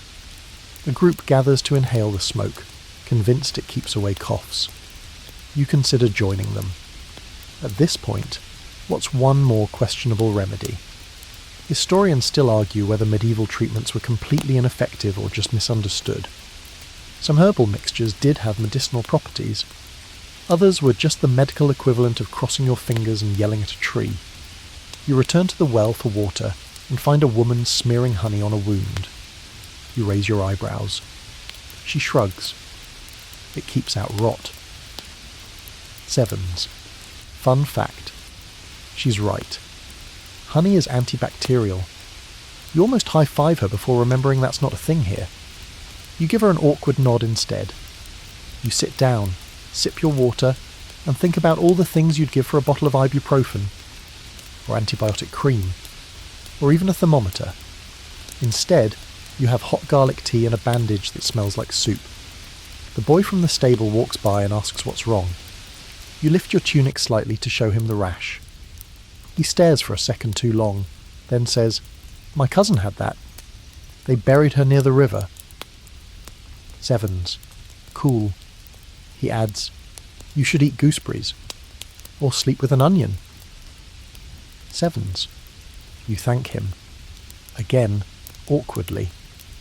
Later that day, you see another village doctor, really just a man who owns a leather pouch and a strong opinion. He's explaining that epilepsy comes from demons. Someone asks if hiccups mean you're cursed. He nods solemnly. It's hard to feel comforted. But oddly, it is comforting in its own way. Everyone here is doing what they can, with what they know. People care. People help. They mix herbs, whisper blessings, and sit by the fire all night if someone's coughing too hard. It's not science. But it's not apathy either. You end the day with a cold compress made from moss, a belly full of garlic broth, and instructions to sing softly at moonrise to confuse your illness. You don't question it, because weirdly, it kind of helps. You thought you were finally finding your medieval groove, dealing with itches, enduring garlic tea, dodging matchmaking grandmothers, but today is something else entirely. Because this morning, you're about to witness something that makes the plague look like a stubbed toe. It begins with a bell. Not the soft clang of church morning mass, but a sharp, steady tolling that punches through the fog like a battle cry. You follow the sound, feet still aching from yesterday's hay mattress adventure.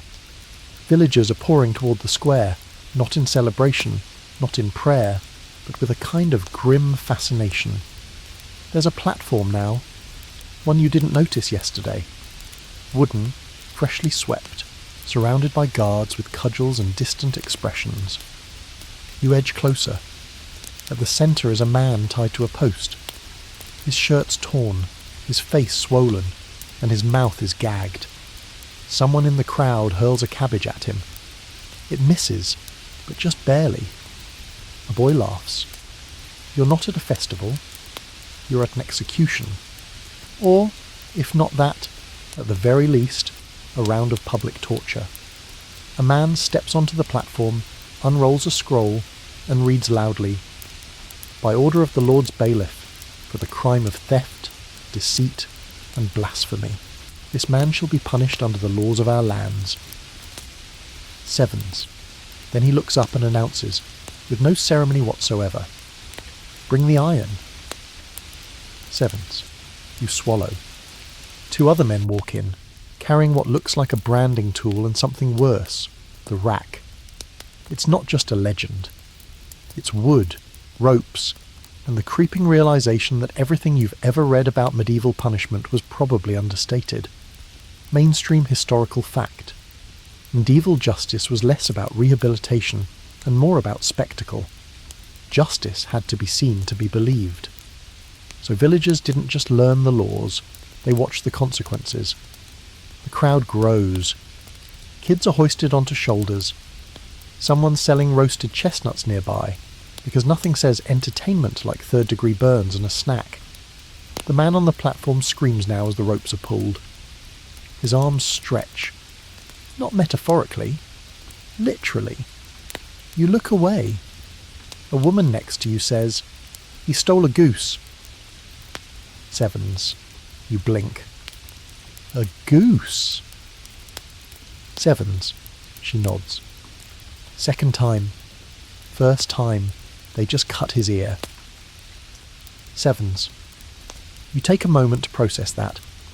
This is escalation. You hear bones crack. The crowd gasps.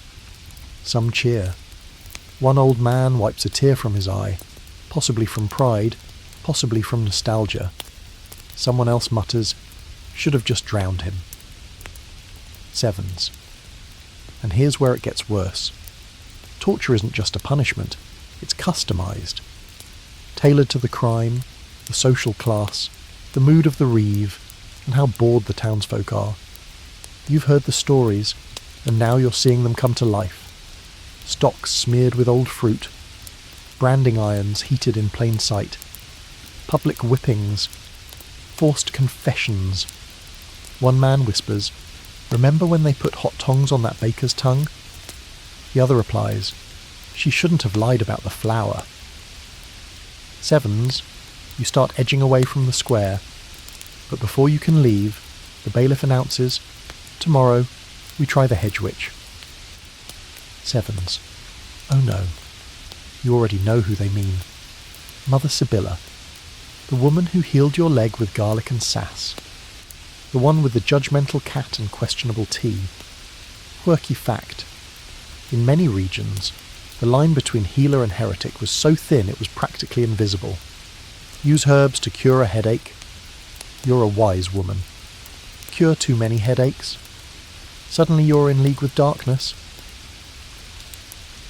Historians still argue whether these accusations were fueled by real fear, religious zeal, or plain old revenge.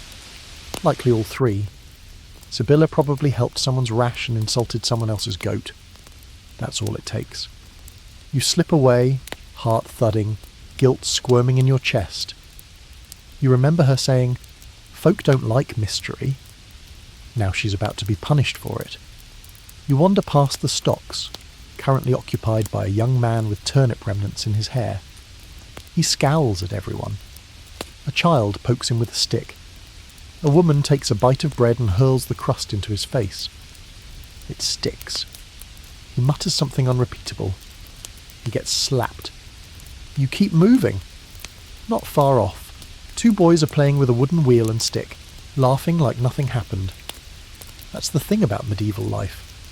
It keeps going. There's no collective therapy. No town-wide debrief.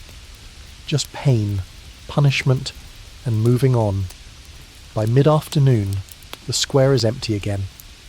Bloodstains mark the wood. The man has been carted off, alive.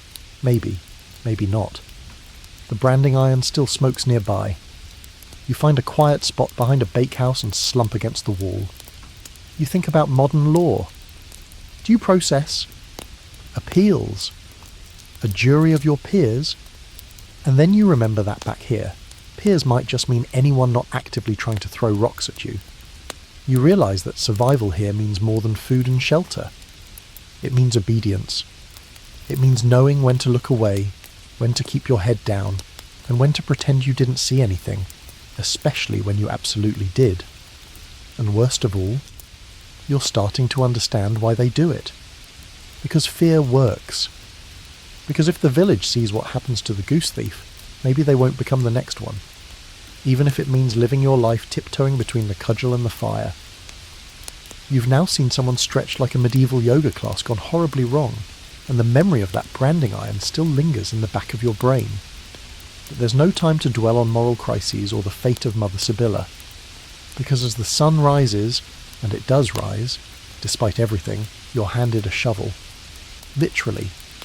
No good morning, no here's some bread, just a shovel. A wiry man with one eyebrow and approximately 3 teeth says, "You work, or you starve. Or hang. Either's quicker." Sevens. And just like that, you've been assigned a job. What kind of job? Doesn't matter. In the medieval world, if you've got arms, you're useful. If you don't, they'll still find something for you to do. Probably involving buckets. You trudge behind your new supervisor, who introduces himself as Gib and spits every few steps, whether necessary or not. He leads you to a field dotted with tree stumps, small plots, and people who look like they haven't slept since the last equinox. And so begins your day of medieval labour. The first thing you learn is that the work never stops. There's no such thing as a clocking out moment, no mandated break, no union rep with a clipboard and a latte. The sun tells you when to start, and your body tells you when to collapse. That's the full schedule. Mainstream historical fact. Most peasants worked from sunrise to sunset, 6 days a week, with only Sunday reserved for worship.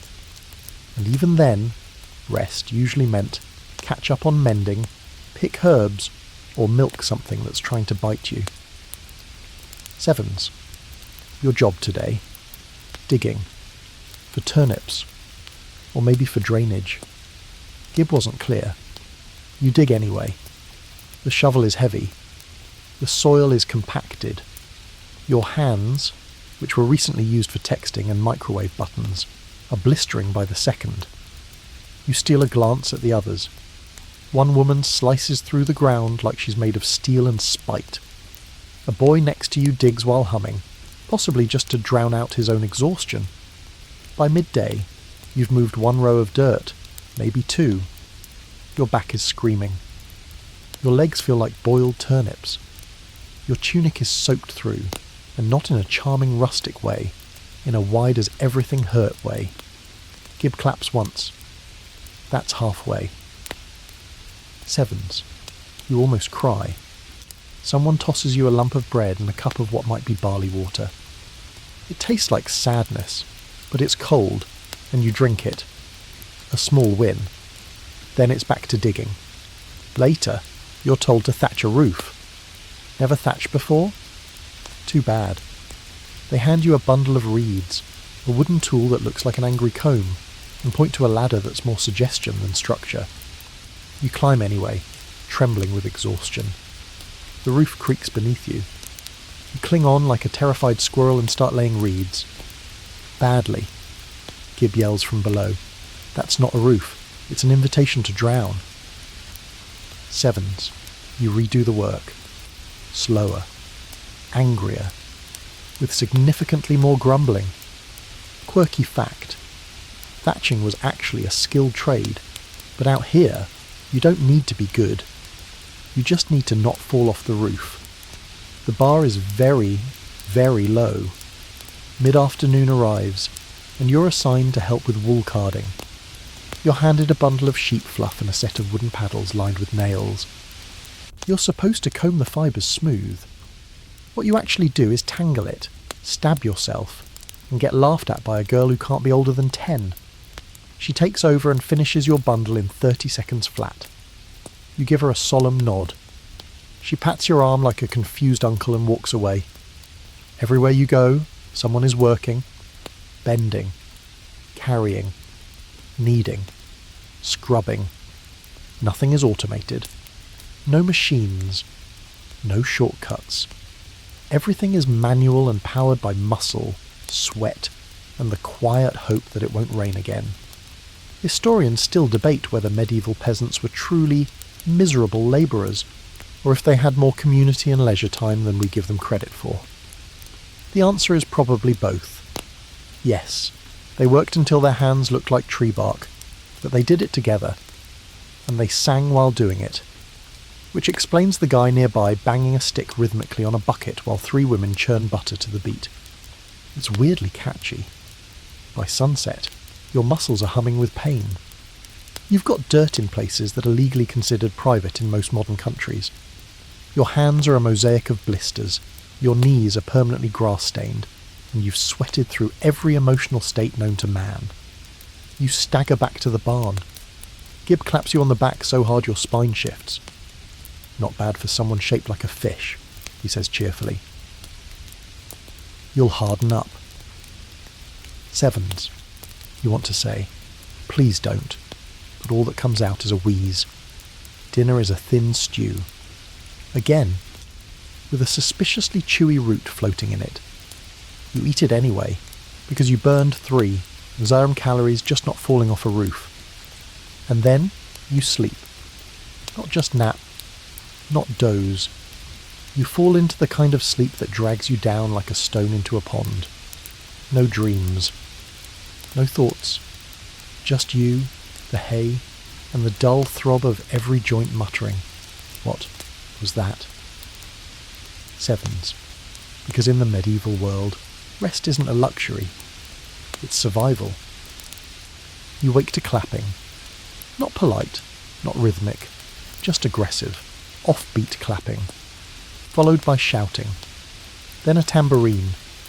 You sit up in the hay and squint toward the village centre, where what sounds like a chicken riot is building into something truly unhinged. It's festival day. No one told you about it. No one handed out flyers or warned you with a whispered, "Brace yourself." But now, villagers are hauling out barrels, stringing up garlands made of thistles and possibly mummified herbs, and the smell of fermented cabbage is thick in the air like a threat. You shuffle toward the noise, still sore from yesterday's manual labour marathon. A man with an accordion-shaped thing, probably called a hurdy-gurdy, which sounds fake but isn't, cranks it with the ferocity of someone trying to summon rain. Or ward off demons. Children race past you with faces smeared in ash. One of them throws a dead frog in your direction. You sidestep. Barely. Welcome to medieval merrymaking. This isn't your gentle Renaissance fair with clean straw and overpriced turkey legs. This is the real thing. Loud, chaotic, slightly unsupervised, and scented like old root vegetables and wood smoke. Everyone's either dancing, drinking, yelling, or juggling. Sometimes all 4 at once. Mainstream historical fact. Peasants did get holy days off, more than you'd expect. Between saints' days, feast days, and market days, they might rack up 80 to 100 days of celebration per year. Not bad, until you realise those days were still full of cooking, setting up stalls, and pretending to enjoy bagpipe solos. Speaking of which, a man walks past playing a bagpipe. You didn't know music could sound like that. It's somewhere between a goose in distress and a sad accordion falling downstairs. He's feeling it, though, eyes closed, swaying. His dog howls in solidarity. You reach the town square just as the dancing begins. Picture this. Villagers in dirty linen doing a kind of frenzied stomp circle around a fire pit, arms flailing, feet pounding. A man in a fox mask jumps through the centre yelling, "Wahey!" Someone throws cabbage. You step back quickly and get nudged by a woman holding what can only be described as a turnip mug. She offers it to you. You sniff it. It smells like betrayal and vinegar. You sip it anyway. It's ale. But if ale had lived a hard life, she cackles. Strong, eh? Sevens. You nod, eyes watering. It's got character. Sevens. She slaps your back. You nearly fall. The dancing continues. The group of boys leap over small fires. A man tells a joke about a bishop and a donkey. No one laughs.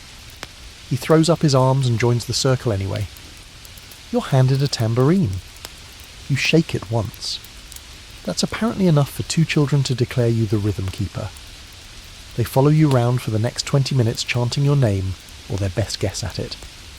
The air grows warm with sweat, smoke, and something vaguely herbal.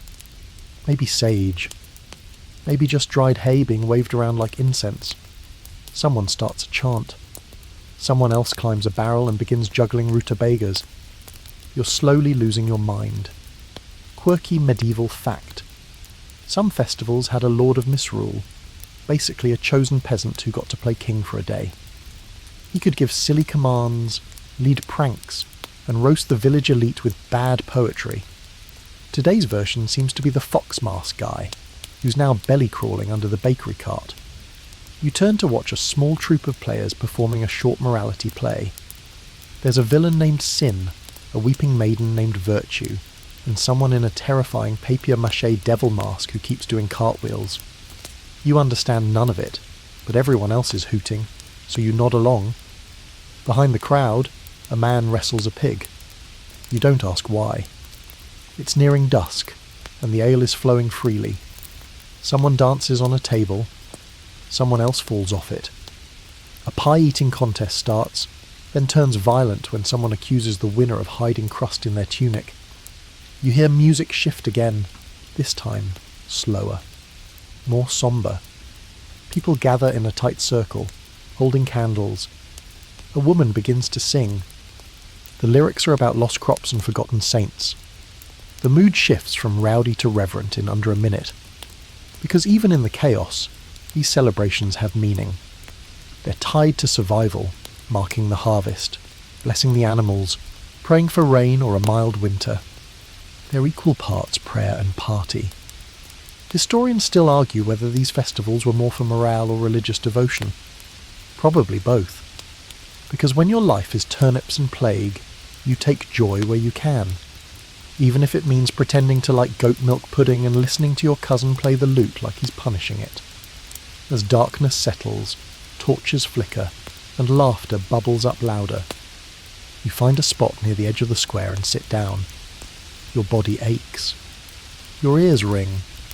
But for the first time, you don't feel completely out of place. A child hands you a half-eaten pastry. You take it. It's horrible. But it's yours. You lean back, tambourine in your lap, watching the fox-masked man try to stand on a barrel again. You think, this might be the closest thing they have to fun. And in a world built on work, cold, superstition, and rot, a day of laughter, even if it's fermented and off-key, is a tiny rebellion against everything trying to crush you. You shake your tambourine once, just to hear it. And for the first time in days, sevens, you smile. The village is quiet this morning, but not in a peaceful way. It's the heavy, breath-held kind of quiet that clings to mist and presses against the bones of buildings. Even the chickens aren't squawking. They just skulk around, eyeing the road. You don't realise what's wrong until you try to step out of the square and someone grabs your arm. Where are you going?" asks a woman with soot-streaked cheeks. "Just walking," you answer, still shaking off festival fog. She leans in, voice low. "Not today." Sevens. You look around. Fewer people are outside. Most windows are shuttered. Doors latched. Even the goats seem nervous. And then it hits you. There are no guards. The bailiff, the reeve, even that sarcastic guy with the cudgel, they're gone. Where are... Sevens. She cuts you off with a sharp look. Bandits. Sevens. Ah, that explains it. Today is not about dancing with cabbage or sharing root wine with someone named Tilda. Today is about surviving in a world with no police. Because the medieval version of law enforcement is sporadic at best, and once you step outside the village boundary, you're on your own. You back away from the road and find a place to sit. The tension is thick. A young boy runs past with a slingshot tucked in his belt. His face is set with grim purpose.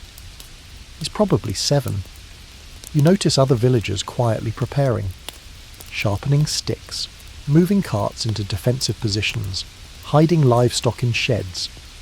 There's a plan here. Not a good plan, but a plan. Mainstream historical fact. Medieval villages had no real law enforcement like we know it today. Lords had retainers. Some towns had constables. But for the average hamlet, justice was communal. Protection was DIY as well. If bandits came knocking, it was up to the villagers to pick up pitchforks and hope for the best. A man near you mutters, "They came through Swinford last week. Took the grain. Set fire to the mill." Sevens. You glance toward the windmill in the distance. It looks suddenly fragile. Another voice chimes in. "My cousin's village lost 6. One of them a girl." Sevens. You try not to imagine what that means. You sit with a group of farmers near the edge of the main road. One of them hands you a sharpened stake. You look at it, then at him. He nods. "You've got arms, don't you?" Sevens. Great. This is the worst team-building exercise of all time. Quirky tidbit. Some villages organised watch rotations or trained local men as informal militia. Others paid tithes to the local lord in exchange for protection, though whether that protection ever showed up was anyone's guess. Some lords sent knights. Others sent thoughts and prayers. The road stays quiet. For now. But every creak of a cart, every rustle in the trees makes people jump. You see someone mount a horse and ride east, likely toward the manor to beg for help. Good luck with that. As midday approaches, a scout returns, panting. Nothing yet, but tracks by the old stone cross. Could be riders. Sevens. A groan goes up. Some people want to flee. Others want to fight. A few just mutter about hiding in the root cellar and waiting it out. You suddenly understand how helpless this world can be. There's no phone, no emergency number, no cavalry. Just you, a sharpened stick, and the hope that whoever's coming is either merciful or too lazy to kill.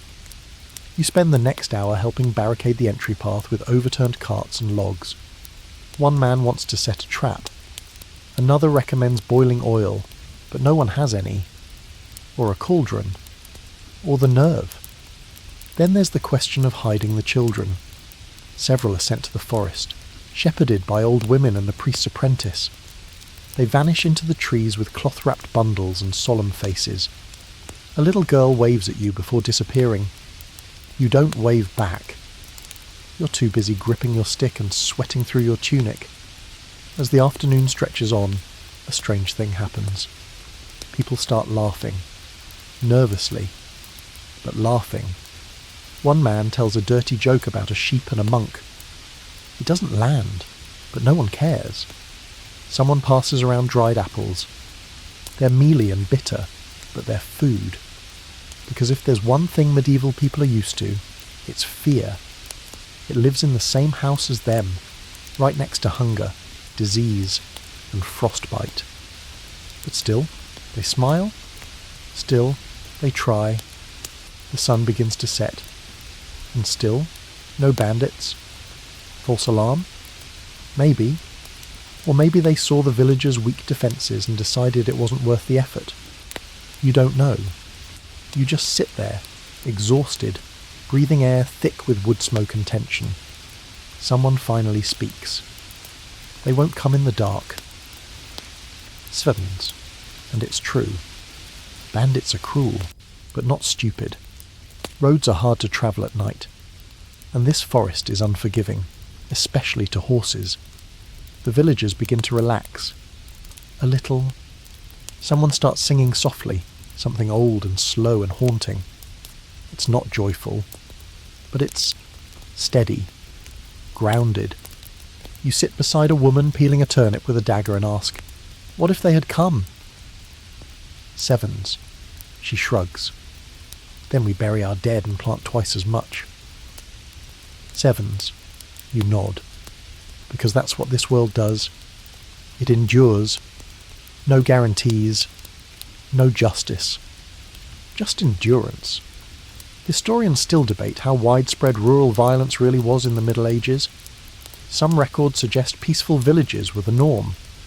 Others hint at roaming bands of raiders, armed with swords and zero patience. Either way, there was always risk. Always the feeling that today might be fine, but tomorrow, who knows? As darkness sets in, the villagers gather near the fire, not to celebrate, but to be together, to remember what didn't happen, and to prepare for what might. You fall asleep holding your stick, because here, even rest needs a weapon.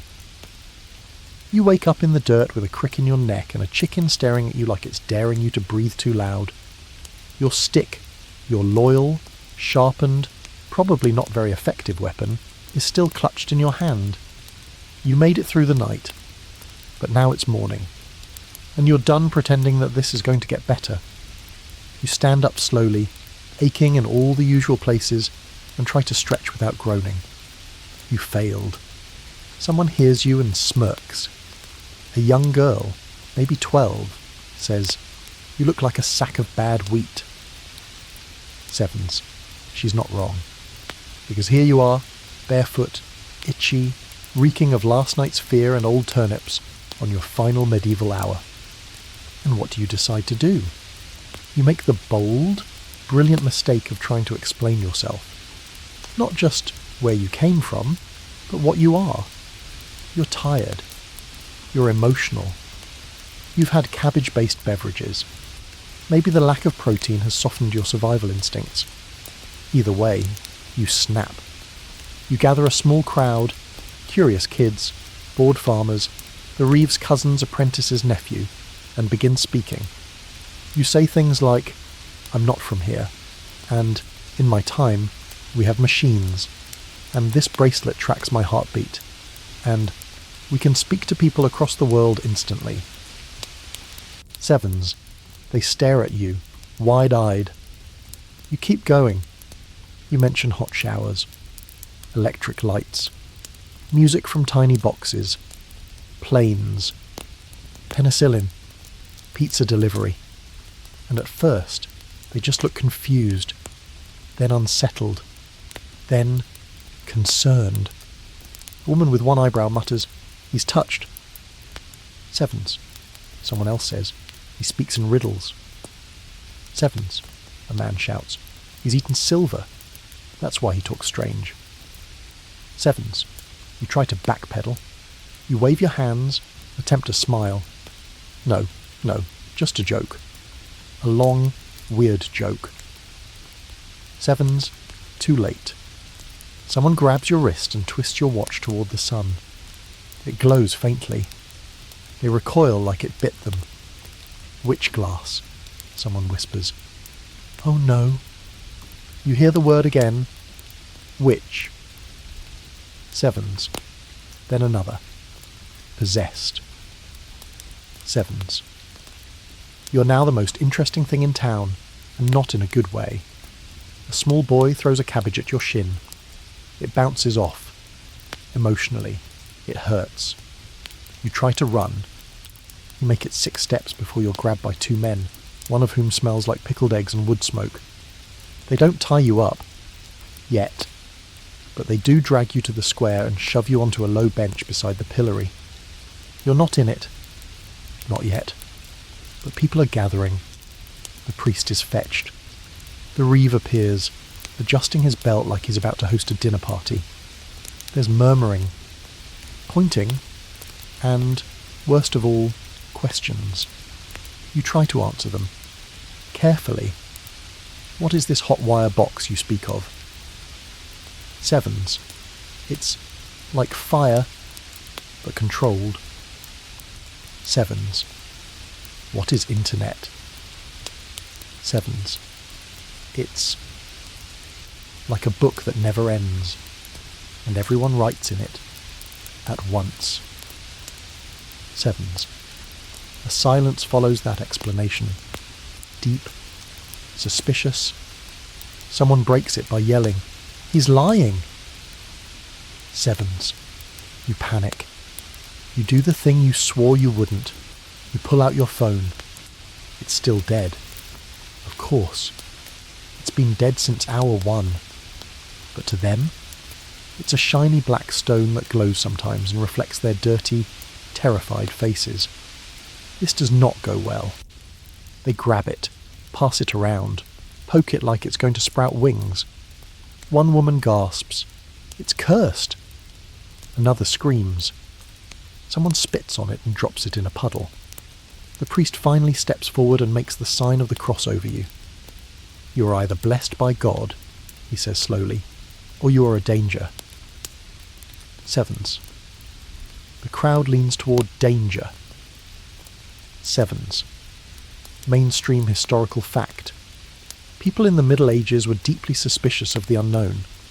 Anything unfamiliar, words, clothing, behaviour, could be twisted into a sign of evil, especially during times of stress, after a poor harvest, during illness outbreaks, or, right after a bandit scare.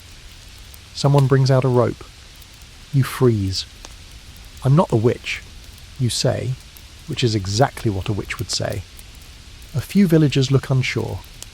One man says, "He helped split logs yesterday." Another adds, "Didn't he dance with Tilda during the festival?"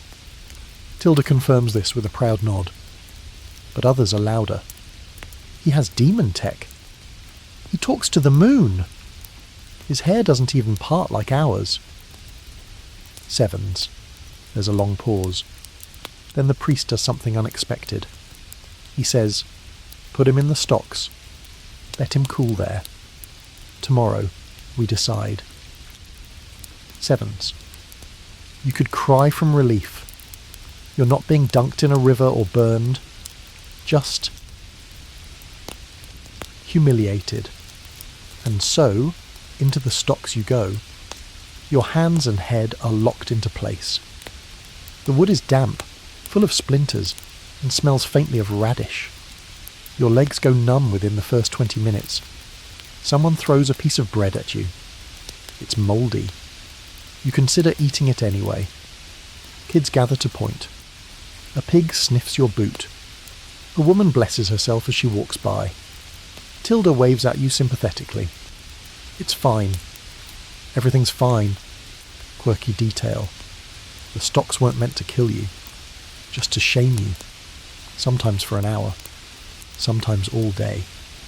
But it was public, visible, and a firm reminder that stepping out of line, even by accident, came with a very itchy price. Historians still argue whether punishments like this were effective deterrents, or just ways for townspeople to vent their collective anxiety on someone unlucky. You're voting for the second option. As the sun sets, someone quietly brings you water. Another leaves a small piece of cheese. You're not sure who. You can't turn your head to look. The village settles into night, and you, trapped in medieval wood, one wrist cramping and your neck aching, whisper to yourself the only thing that brings a strange kind of comfort. 7s. I've almost made it. 24 hours. 7s. Almost. At some point during the night, the cramps in your neck become part of the dream. You're not sure if you're dreaming about the stocks, or if you're dreaming in the stocks. Either way, the moment you blink awake, the answer becomes clear. You're still here. You haven't time-travelled home. Your phone is still dead. Your wrists are still locked in place. And someone has left a goose feather on your shoulder like a taunt or a parting insult. It's cold again. The kind of bone-deep chill that no cloak or prayer can shake. Your fingers have gone stiff. Your breath puffs in front of you, and every joint begs for mercy. The village is still asleep. The square is quiet. You're alone with your thoughts and a very itchy nose you can't scratch. You've made it through nearly 24 hours. You want to feel triumphant. Instead, you feel like a piece of meat left out in the rain. Eventually, you hear footsteps, soft ones. A child's. Then another set, heavier, slower. Someone unlatches the stock's hinges with a groan and a mutter, and just like that, you're free. You slump forward onto the muddy ground like a sack of regret and groan into the dirt. A voice says, "Priest says you're probably not cursed. Just daft." Sevens. You don't argue. The man helps you up, gently, which is rare in this world. Your wrists are sore. Your back pops audibly. But you're up, still breathing, still alive. And then the funniest thing happens. The village goes back to normal. People begin bustling out of their homes, yawning, carrying baskets, herding animals. The blacksmith stokes his fire. The baker's already grumbling at the rising dough. Kids chase a goat through puddles. A woman with a cart of cabbages glares at you like you ruined the festival. No one throws a rock. No one whispers, "Witch." Sevens. You're just another face in the muddy crowd. And that's how it ends.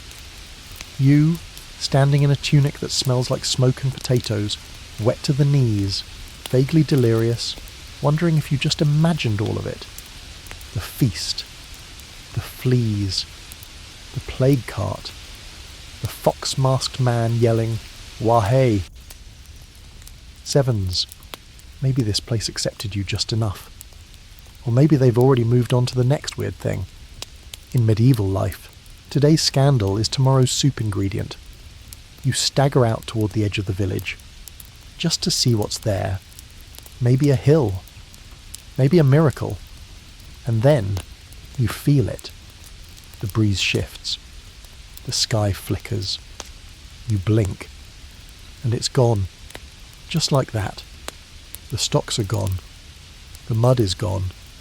Your tunic is gone. You're standing back in your world, pants on, socks dry, phone buzzing with a low battery warning like a very boring angel. Cars in the distance. A dog barking from a fenced-in yard. A plane overhead. You're home. You check your watch. 24 hours. Barely. You're warm now. Back in your bed. Feet clean. Fingers no longer stuck in a block of rotting wood. Your pillow welcomes your head like a long-lost friend, and the blankets feel impossibly soft, like clouds, if clouds didn't have lice. You made it. You survived 24 hours in the Middle Ages. Barely. But you did. Your body still aches in memory, like it knows what you went through. The smell of wood smoke might linger in your mind for a while.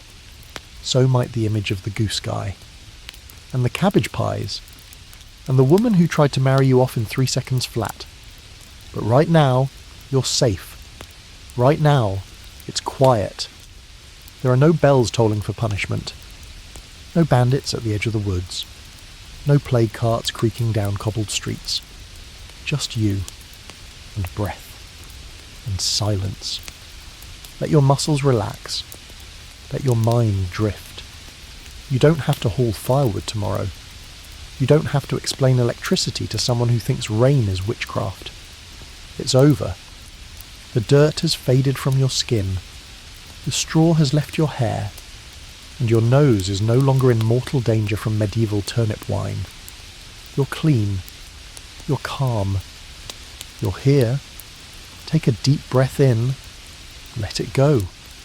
And as your eyes grow heavy and your thoughts blur into dreams, just remember, no matter how bad your day gets, at least you're not trapped in a tunic, being chased by a goose, with no bathroom in sight. Sleep well, time traveller. You've earned it. End of script. Sweet dreams.